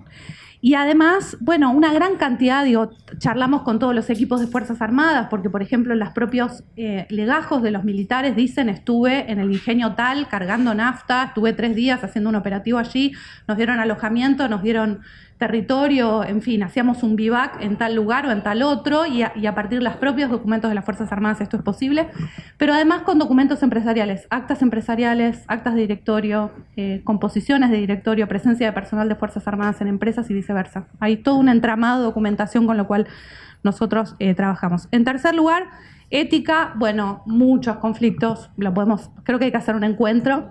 Creo que efectivamente la falta de criterios comunes es muy difícil y no solo es una cuestión de desafíos éticos, cómo manejar la información, qué nombres decir, qué no, en fin, muchas cuestiones que ponen de manifiesto lo que planteaba Gabriela. Efectivamente hay que poder entender que hay dos niveles de investigación, el nivel judicial es uno y el nivel histórico es otro. En nuestro caso siempre intentamos preservar la reconstrucción histórica, aun cuando esto implicaba tener en cuenta e introducir cuestiones como guerrilla, asesinatos de empresarios, asesinatos de sindicalistas, que no era para nada bueno para los juicios. Son justamente las cuestiones que las defensas citan y para nosotros, si eran elementos centrales del proceso histórico que estamos reconstruyendo, tienen que estar, y si te traen problema, mala suerte, y verás cómo efectivamente podés reponer desde el análisis histórico una jerarquización de una serie de elementos que están ahí, que son parte del proceso histórico, pero como es un montón de desafíos y de discusiones, pero además creo que lidiamos con temas muy sensibles sin capacitación. Entonces los testimonios de las personas que testimonian por primera vez no es menor. En la búsqueda de testimonios nosotros nos pasó, en todos los casos que investigamos en la investigación de responsabilidad empresarial, hay más víctimas ahora que al principio, y son víctimas que se van agregando y se van agregando y van agregando, porque son sectores sociales que no han hablado en muchos casos, que no tenían con quién hablar, ni ante quién, ni cómo, y todo eso desencadena una cantidad de efectos y de cuestiones para las cuales nosotros no tenemos ni capacitación, ni asistencia estatal, ni formación, ni nada. Entonces, hay ahí no solo cuestiones éticas, sino cuestiones de proceso de trabajo, de asistencia a los investigadores, de un efecto de cascada que se produce cuando uno abre una puerta que estaba cerrada y que al abrirse, bueno, colapsan una serie de cuestiones sobre nosotros también, ¿no? Gracias.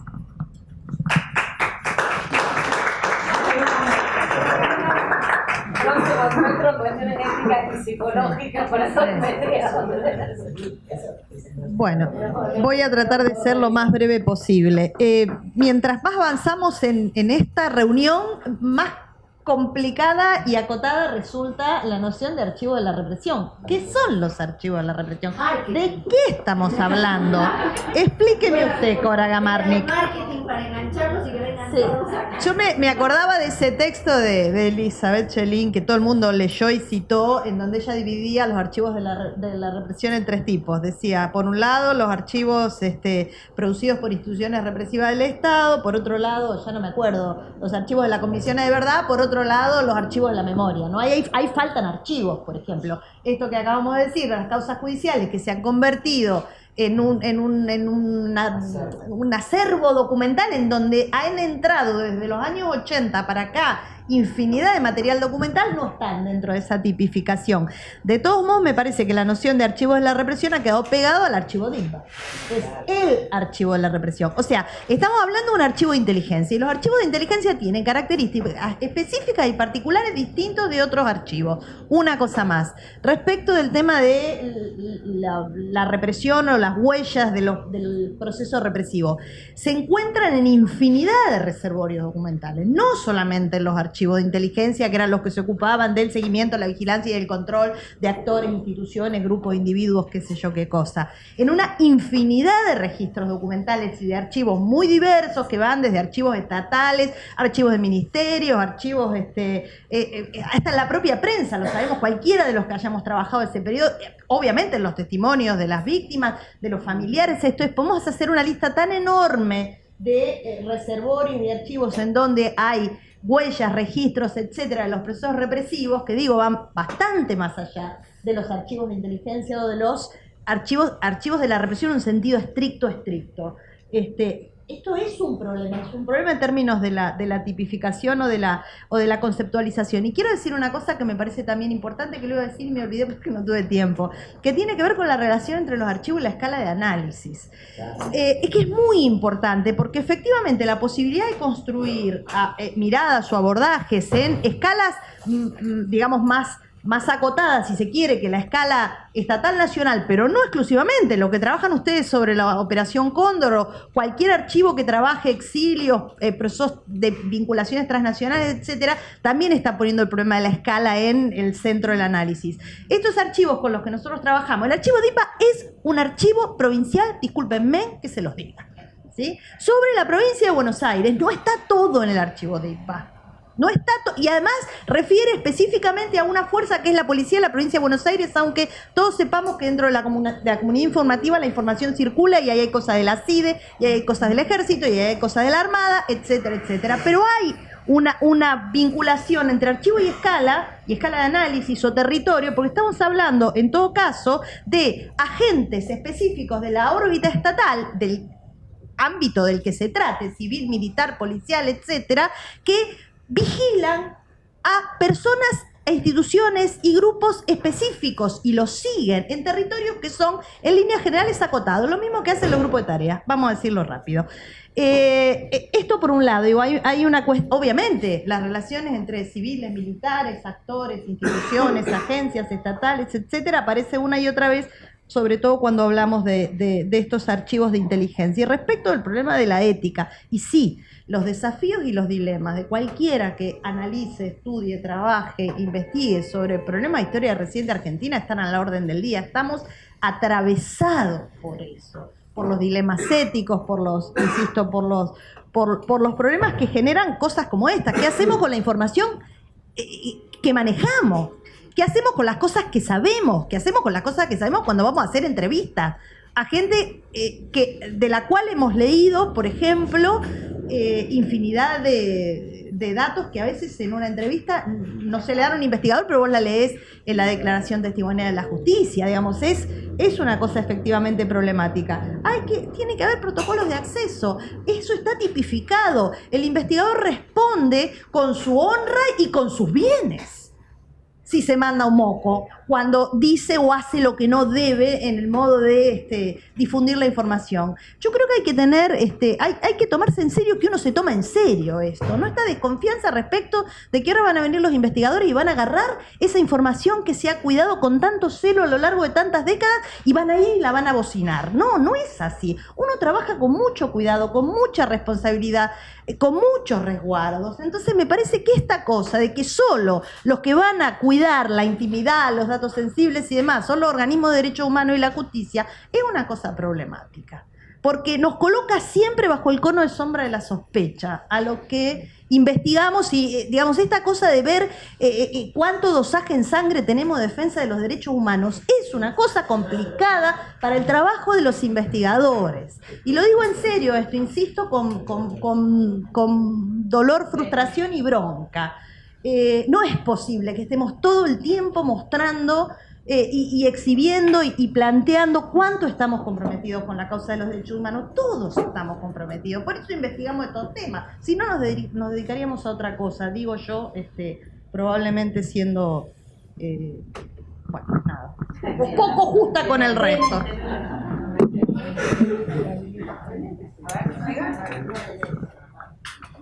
Bueno, y fui haciendo notas, ya no sé qué tendría que contestar ni qué quiero preguntar, pero obviamente distintas cosas. Esto de la complicidad, de la sociedad civil, esto lo encontramos en distintos documentos, desde actos de delación hasta en los mismos procesos judiciales. Digo, concretamente se suscitó en la Unión Cívica Radical en Chubut, cuando se instrumenta el juicio por la tortura seguida de muerte a Mario Abel Amaya y a Solari Irigoyen, un conflicto dentro del propio Partido Radical, porque uno de los acusados es un médico que después fue ministro de gobierno, fue diputado, es decir, tiene toda una carrera política. Esto llevó a una decisión dentro del partido, y ahí me parece que bueno, entonces historizar las declaraciones o los testimonios, que de alguna manera es lo que traía Gabriela, me parece que es muy significativo. Digo, siempre pensando, por eso insistía cuando exponían hablar desde el presente, ¿no? Y en destacar esta cosa, que no es el archivo congelado, el documento ahí. Y después, ¿qué es el archivo de historia reciente o el archivo represivo? Esta cosa, y lo pensaba cruzado con lo ético. Es muy claro, si uno lee digitalizada la causa 500, allí hay cosas que pasan por un exclusivo tema de sensibilidad, hasta donde podés decir, en un voltaje como las situaciones que ha trabajado Débora, digo, hay testimonios que son particularmente crueles y que me parece que en algún punto pasan por una deshumanización de la víctima que podemos volver a realizar, no pienso el Pato Torné, por ejemplo.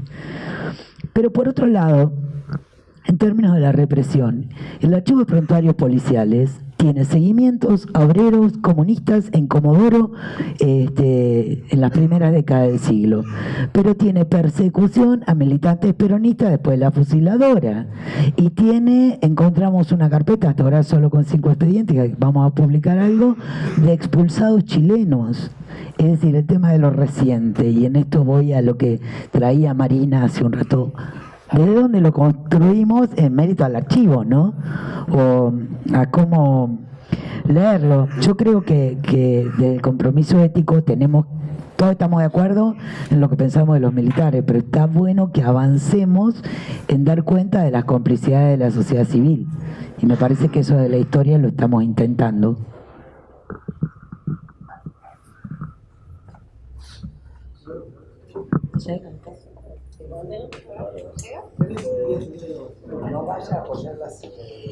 En relación a tu pregunta sobre el manual, es una cosa muy extraña porque yo no había visto nunca una cosa así. En realidad llega un poco fortuitamente a mis manos porque no es que uno tendría que haber hecho un relevamiento muy exhaustivo de esos fondos que son muy raros, además, porque tienen cosas puedo tomar esto también para el tema de la ética, tienen cosas muy distintas dentro de esas carpetas.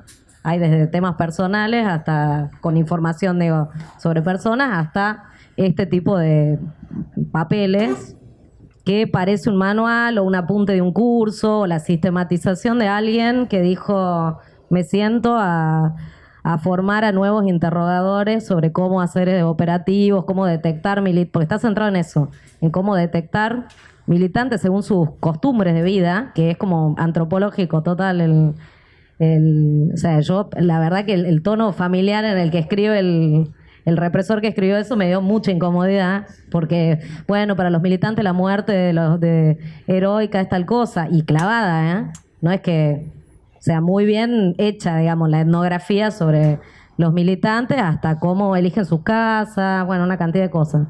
Y después, cuidándose muchísimo con los eufemismos, ¿no? No dicen nada, no dicen torturar, no dicen cómo van a torturar, pero sí dicen cómo quebrar a una persona y que el quiebre es como el fin último de la captura de los militantes. Y sobre todo hablan sobre el tiempo, el papel que juega el tiempo en eso. Es tan brillante como vomitivo, digamos. Y ahí viene también esa cosa ética, ¿no? Como en términos éticos clásicos, no tiene nada, digamos, como no tiene nada como documento histórico. O sea, está en una serie que no tiene nada antes ni después de datos que permitan decir en qué momento se escribió eso, quién lo escribió. Se archivó por alguna razón, yo linkeando con otras cosas como la comunidad informativa, me parece que en algún momento hay como una concordancia en un momento en el cual se salió a buscar militantes en la clandestinidad cuando se les habían acabado los blancos de superficie ya. Pero es una hipótesis. O sea, la serie CIDE no tiene fecha, no tiene un orden de las carpetas. El acto administrativo es muy raro, entonces uno no puede saber muy bien qué. Pero al mismo tiempo es muy potente como documento. Y yo lo conocí porque lo usamos en una causa en la cual las víctimas eran todas víctimas vivas, y acá hablo del otro tema, el ético. Eran todas víctimas vivas. Y cuando uno está trabajando con documentos de gente viva, me parece que es una complejidad que hay que tener en cuenta, digamos, ¿no? Porque la normativa del archivo no te la va a resolver. O sea, uno puede tener un piso y después cada fondo tiene sus particularidades. ¿Por qué digo esto? O sea, por ejemplo, no tiene nada.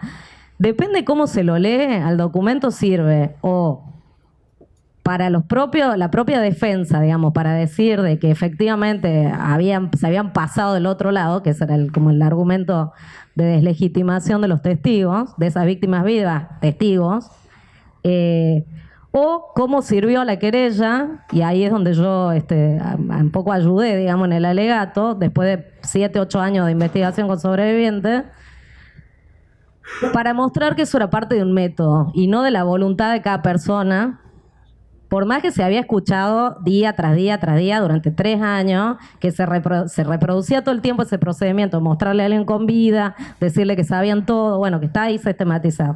El valor que tiene un papel escrito, el fetiche, digamos, a veces juega también a favor de algunas cosas, ¿no? Porque ya lo había dicho 500 personas, pero que lo diga un papel oficial, digamos, se va a quebrar hacia la persona, tuvo totalmente otro peso.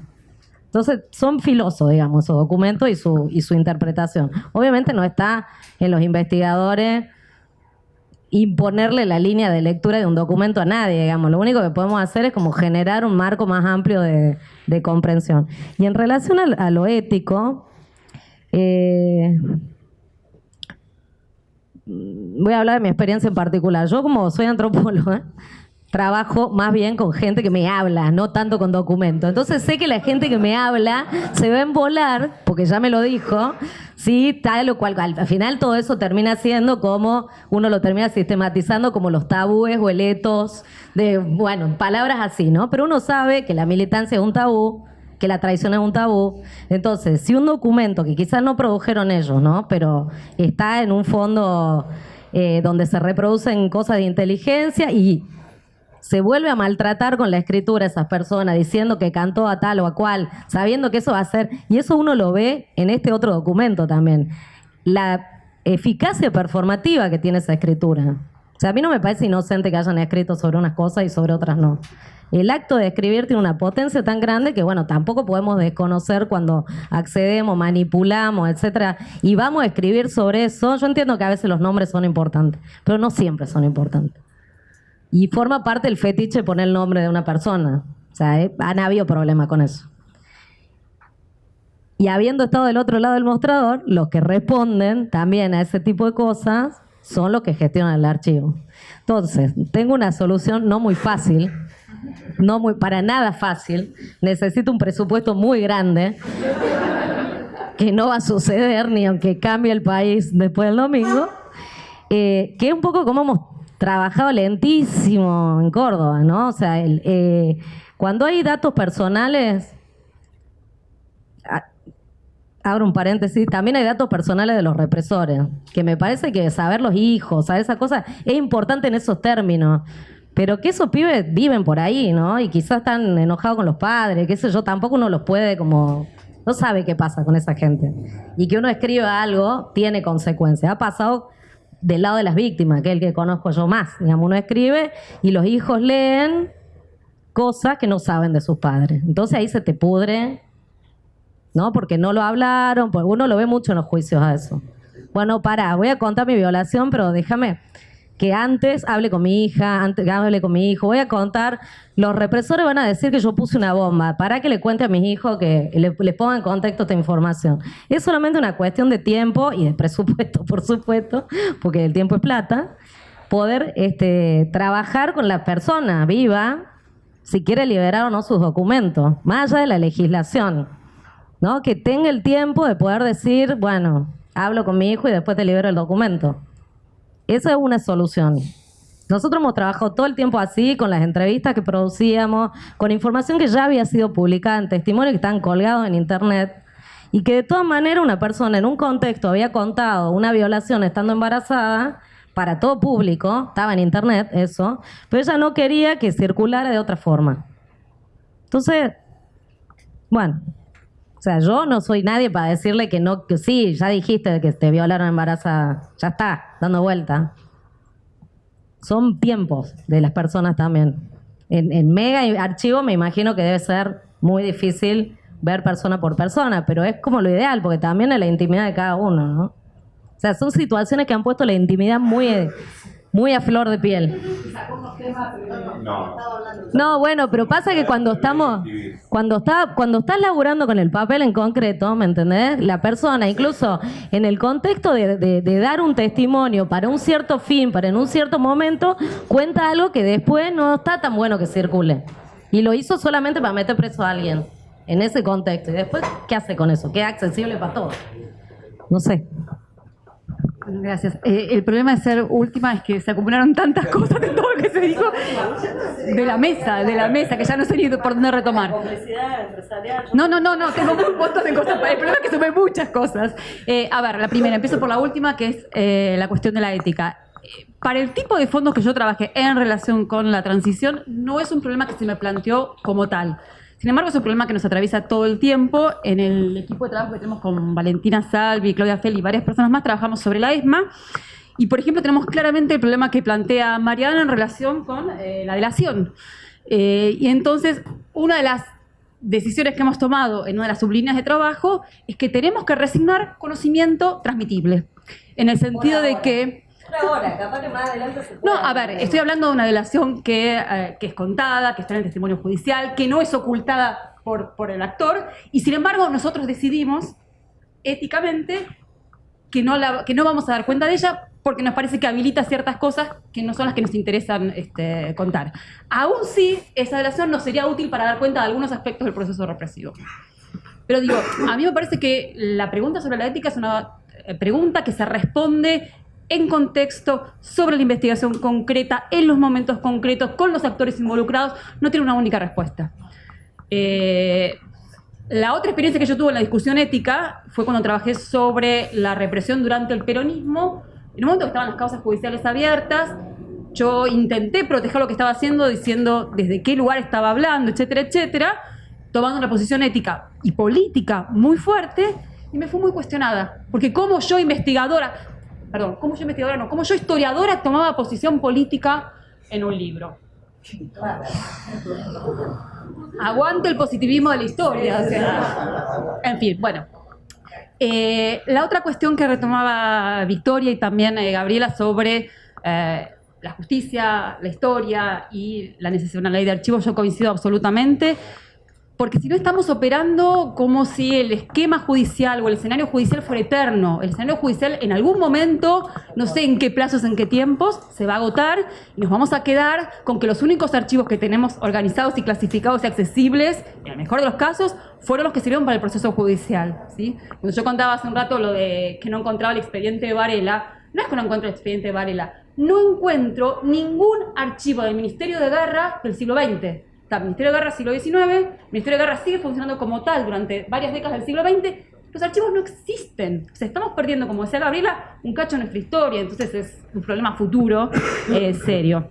Pero me parece que hay otra dimensión en la que me gustaría pensar el tema de el trabajo del historiador o de los investigadores que se dedican a la historia y de la justicia, y que también hay, ¿cómo decirlo?, lógicas capilares en que la lógica de la justicia la vamos adquiriendo y nos la vamos apropiando sin darnos cuenta que hacemos eso. Y me parece que eso va en detrimento de construir una autonomía relativa de la historia.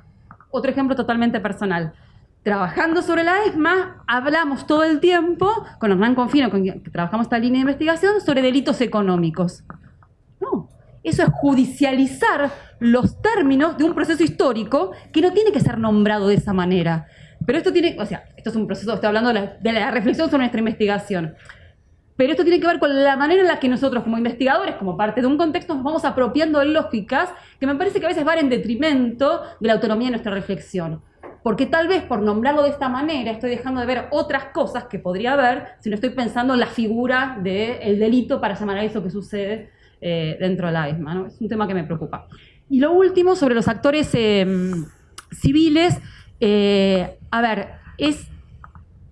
yo en algún momento pensé que esos archivos servían más para ver los actores civiles que el actor militar.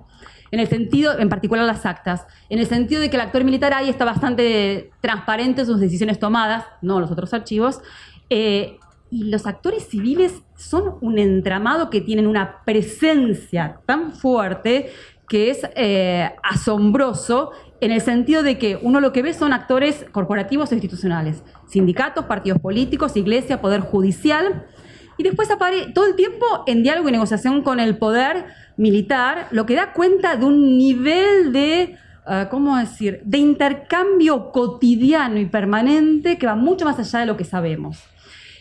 Por un lado. Por otro lado, aparecen muchos actores individuales, civiles individuales, con nombre y apellido, o sea, aparecen, por ejemplo, pequeñas cosas como, bueno, para dar a conocer este tema de, no sé, del documento final, tenemos que hablar primero con Grondona y Neustar. Así, dicho con nombre y apellido. Pero con un nivel de... Pero no, es una anotación en lápiz. Lo que quiero decir es que cuando la anotación es en lápiz, estamos hablando de cosas que se tejen en el cotidiano del poder. No es una gran decisión política. Vamos a contactar a fulano o a mengano. Tiene que ver con la cotidianidad con la que esos actores circulan en el poder. Aparecen abogados que asesoran todo el tiempo en las cuestiones de leyes, la ley de pacificación, pero hay otras varias leyes antes y después. Aparecen asesoradas por abogados que no tenemos los nombres, aparece todo un comité de abogados. Aparecen periodistas que hacen, por ejemplo, las primeras versiones.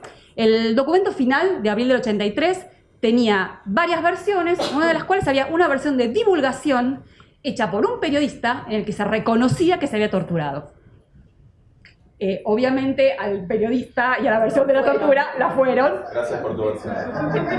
Pero yo me quedé sin saber quién era el periodista, ¿sí? Pero digo, lo que quiero decir es que hay una cotidianeidad en la circulación de los actores civiles allá adentro que es obvia, pero que efectivamente tiene que ser reconstruida porque no nos alcanza con decir dictadura cívico-militar. Todo eso tiene que ser reconstruido y repensado. En ese sentido, los archivos esos son una fuente extraordinaria, yo diría, insisto, más para el pensar al actor civil que el actor militar. Porque la otra cosa, y con eso termino, de la que dan cuenta esos archivos, yo me acuerdo que una vez trabajando eso, pegué un grito desde mi escritorio y dije, los milicos tenían razón. Y mi marido desde la otra punta de la casa se da vuelta y me dice, sí, pero no lo digas. En el sentido de que aparecen los actores civiles en algo que para mí es fundamental de volver a repensarlo, es abandonando a las Fuerzas Armadas. O sea, hay un movimiento muy fuerte en el cual sostienen durante todos los primeros años y después los abandonan. Y los militares quejándose de eso, quejándose de que los abandonan y los dejan de apoyar. Bueno, todo eso me parece que todavía tiene que ser muy reconstruido e insisto, no alcanza con pensar en una dictadura cívico-militar. Me parece que todo eso tiene que ser desarmado mucho más finamente. Sí, bueno, buenas tardes. Yo no pensaba intervenir, pero... trato de ser breve. Me parece que hubo un falso debate. Yo creo que lo que dijo Mariana es muy interesante, está muy bien en el plano ético, pero no me parece que se contrapone lo que dijiste vos respecto de la accesibilidad de los archivos. A mí me pareció. A mí me pareció que la intervención... Bueno, digo mi opinión. Además venimos siempre hablando de... No, bueno, respecto de... No, digamos, en el sentido de lo que planteaba Gabriela, de los problemas de cómo se accede a los documentos en la DIPA, las tachaduras, los referentes. Me parece que, bueno, yo coincido mucho con el planteo y me parece que hizo una distinción bastante clara entre los problemas de la accesibilidad documental y de la escritura y la responsabilidad a la hora de escribir y cómo manejar esa información. Pero bueno, por ahí fue una sensación personal equivocada.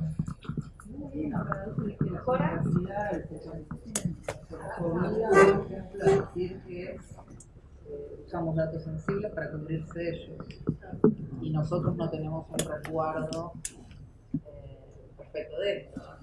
Habría que claramente pensar un protocolo de acceso. Digo, con eso que obliga a decir... Ivonne, y después será Cora. Porque tomando la intervención de Debo, que decía, ¿no? Esto de que ya nos alejamos de esos archivos de información de verdad, en realidad no eran otra cosa que monumentales muestras del poder, ¿no? Configuraciones del poder, y esto a título personal, porque yo creo que el conocimiento con el que ya contamos está disponible a partir de enorme cantidad de trabajo súper valioso respecto de la misma. Eventualmente hoy constituye un mainstream, que hay que vencer, ¿no? De alguna manera y superar a la hora de ir a abordar otros archivos de otras cuestiones. Digo, que el archivo de la prefectura nos presenta ya la primera oportunidad cuando está en la misma gestión, pero tiene otra localidad, ¿no? Abarca otras localidades, es interprovincial, digo, se va a tratar de la misma manera. ¿Cómo por ahí pensás que podemos ir en contra de este estatuto poderoso para no replicar las mismas modalidades de interrogación de ese tipo de cuestiones? Yo no me animo a meterme mucho con el archivo archivo DIPA porque no lo conozco mucho. Quiero decir que el guardamiento del archivo es medio lateral. A mí lo que me preocupa básicamente del archivo DIPA, que es un lugar que respeto, reconozco y celebro cada vez que puedo, digo, hablo muy bien del archivo DIPA, es esta lógica que se ha instalado como modelo de consulta de los archivos. A mí lo que me irrita es eso, que no se pueda consultar el fondo documental y que haga falta que alguien decida o elija el camino o seleccione o tamice el modo en el cual se accede a la documentación. Yo sé que eso se ha ido codificando otra vez, pero desde mi punto de vista tiene que haber una cierta paridad o un modo de acceso equitativo, porque a mí muchas veces me han dicho archiveros, yo a vos te doy el material. No, yo no quiero que me den el material a mí, porque no funcionan las cosas así. Tiene que haber una cierta, que es un protocolo de acceso equitativo, razonable, igualitario, para cualquiera que acredite interés legítimo. Después vemos que se les pide, lo que sea, pueda consultar el archivo del mismo modo un investigador con más trayectoria que alguien que está haciendo cualquier tipo de investigación, no importa. Creo que tiene que haber un modo reconocible, aceptado, consensuado, no lo sé, discutámoslo. ¿Sí? Respecto al acceso a los archivos, que no sea, a mí me ha pasado más de una vez que me han negado el acceso a algún material documental, por ejemplo del archivo DIPA, y que después conocer al fiscal o al abogado querellante y te dan el mismo material sin tachaduras ni nada. Entonces, ¿esto cómo es? ¿Cómo funciona? Ellos lo han abierto a ver, Victoria, perdón, al favor un compañero después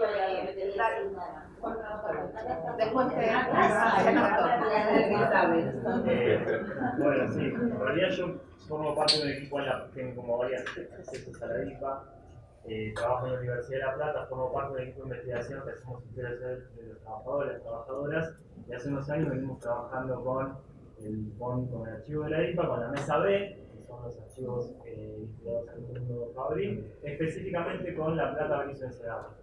En relación a lo que decían del acceso, bueno, efectivamente, se ha abierto la mesa B, es una mesa que está abierta de consulta en la Comisión por la Memoria, sin nombres tachados, lo cual, para meterme en esa discusión, yo creo que es fundamental, uno puede construir redes, saber un montón de cosas. Ahora están abriendo lo que es mesa de referencia y se puede acceder ahora a un catálogo, volviendo a la discusión de catálogo, de lo que hay en la mesa de delincuentes subversivos.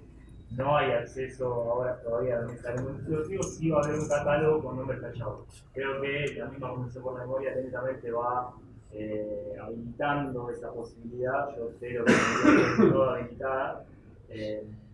Yo de la facultad trabajamos, nosotros trabajamos en La Plata, vamos a la Comisión por la Memoria, somos el que entramos, cualquiera puede hacerlo. A mí un poco me quieren y no me quieren en la Comisión por la Memoria, pero yo mando a todo el mundo a pedir legajos, estos pedidos que hacen todos, yo mando a pedir los legajos completos. Creo que es importante ver los documentos en su contexto, y eso ha sido un aprendizaje parte del proyecto de investigación que tenemos en La Plata, donde nosotros lo que hicimos básicamente, cuento para los que no conocen, es crear una base, un software que es una base de datos en la cual estamos cargando documento por documento a raíz de ciertas características del tipo documental. Sin meternos tanto en el contenido mismo, en datos concretos, que por ahí harían más a la investigación cualitativa, estamos pensando en términos cuantitativos. Y cómo esa dimensión cuantitativa nos permite pensar en unas dimensiones específicamente de la represión. Se hablaba de archivos de represión, o bueno, la DIPA tiene esas particularidades. Yo creo que es el archivo es una de las fuerzas del aparato represivo del Estado. Yo creo que hay que pensar en ese concepto. Y en ese marco es un archivo de la historia social de la segunda mitad del siglo XX Argentina. Creo que una cosa no debe ocurrir o tapar a la otra.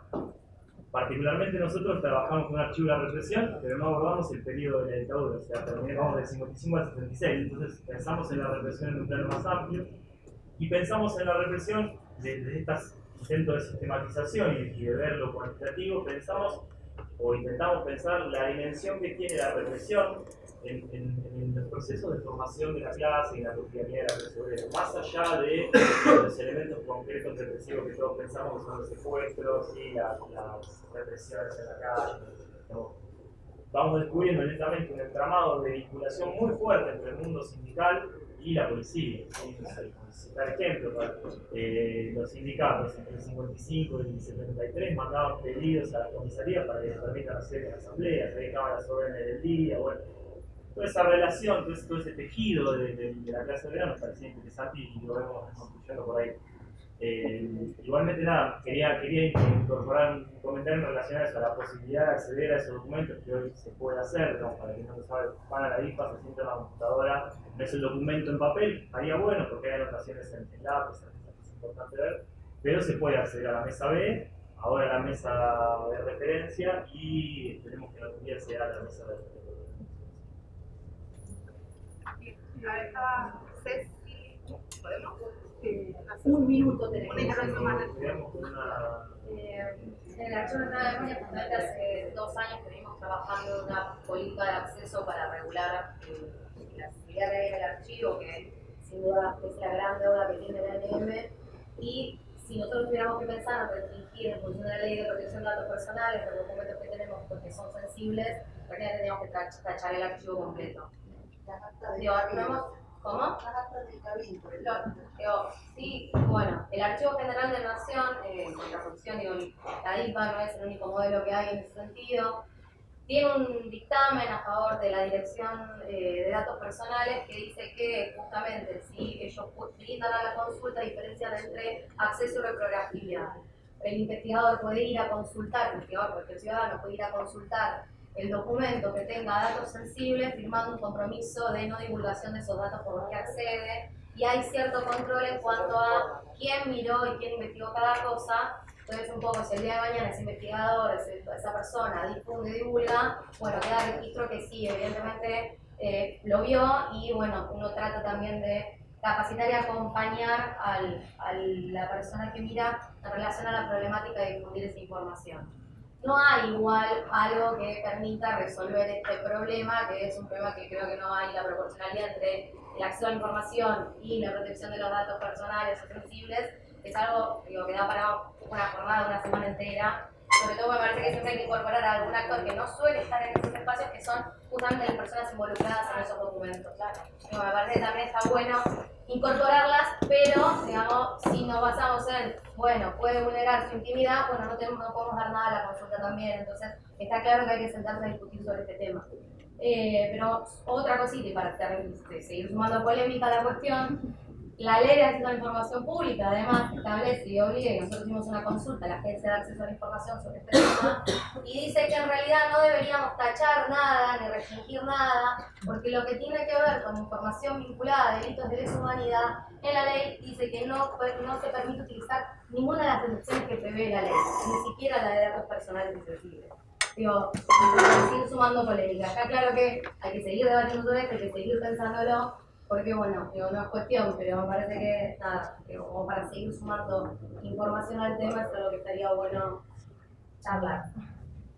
Bueno, muchas gracias a todos y a todas. Están planteadas estas cuestiones, son de armas tomar todas, así que no sé, sigan ahí en el café. Todas y Pablo. Es que en realidad Pablo ponía paño frío. Seguimos con un café que va a ser estrictamente 20 minutos porque están ya en secretario de hacer, que es la una cosita muy breve. Estamos muy contentos en el grupo y también a todo el grupo. Acá hubo un montón de trabajo invisible para que esto salga, como todos sabemos lo que trabajamos.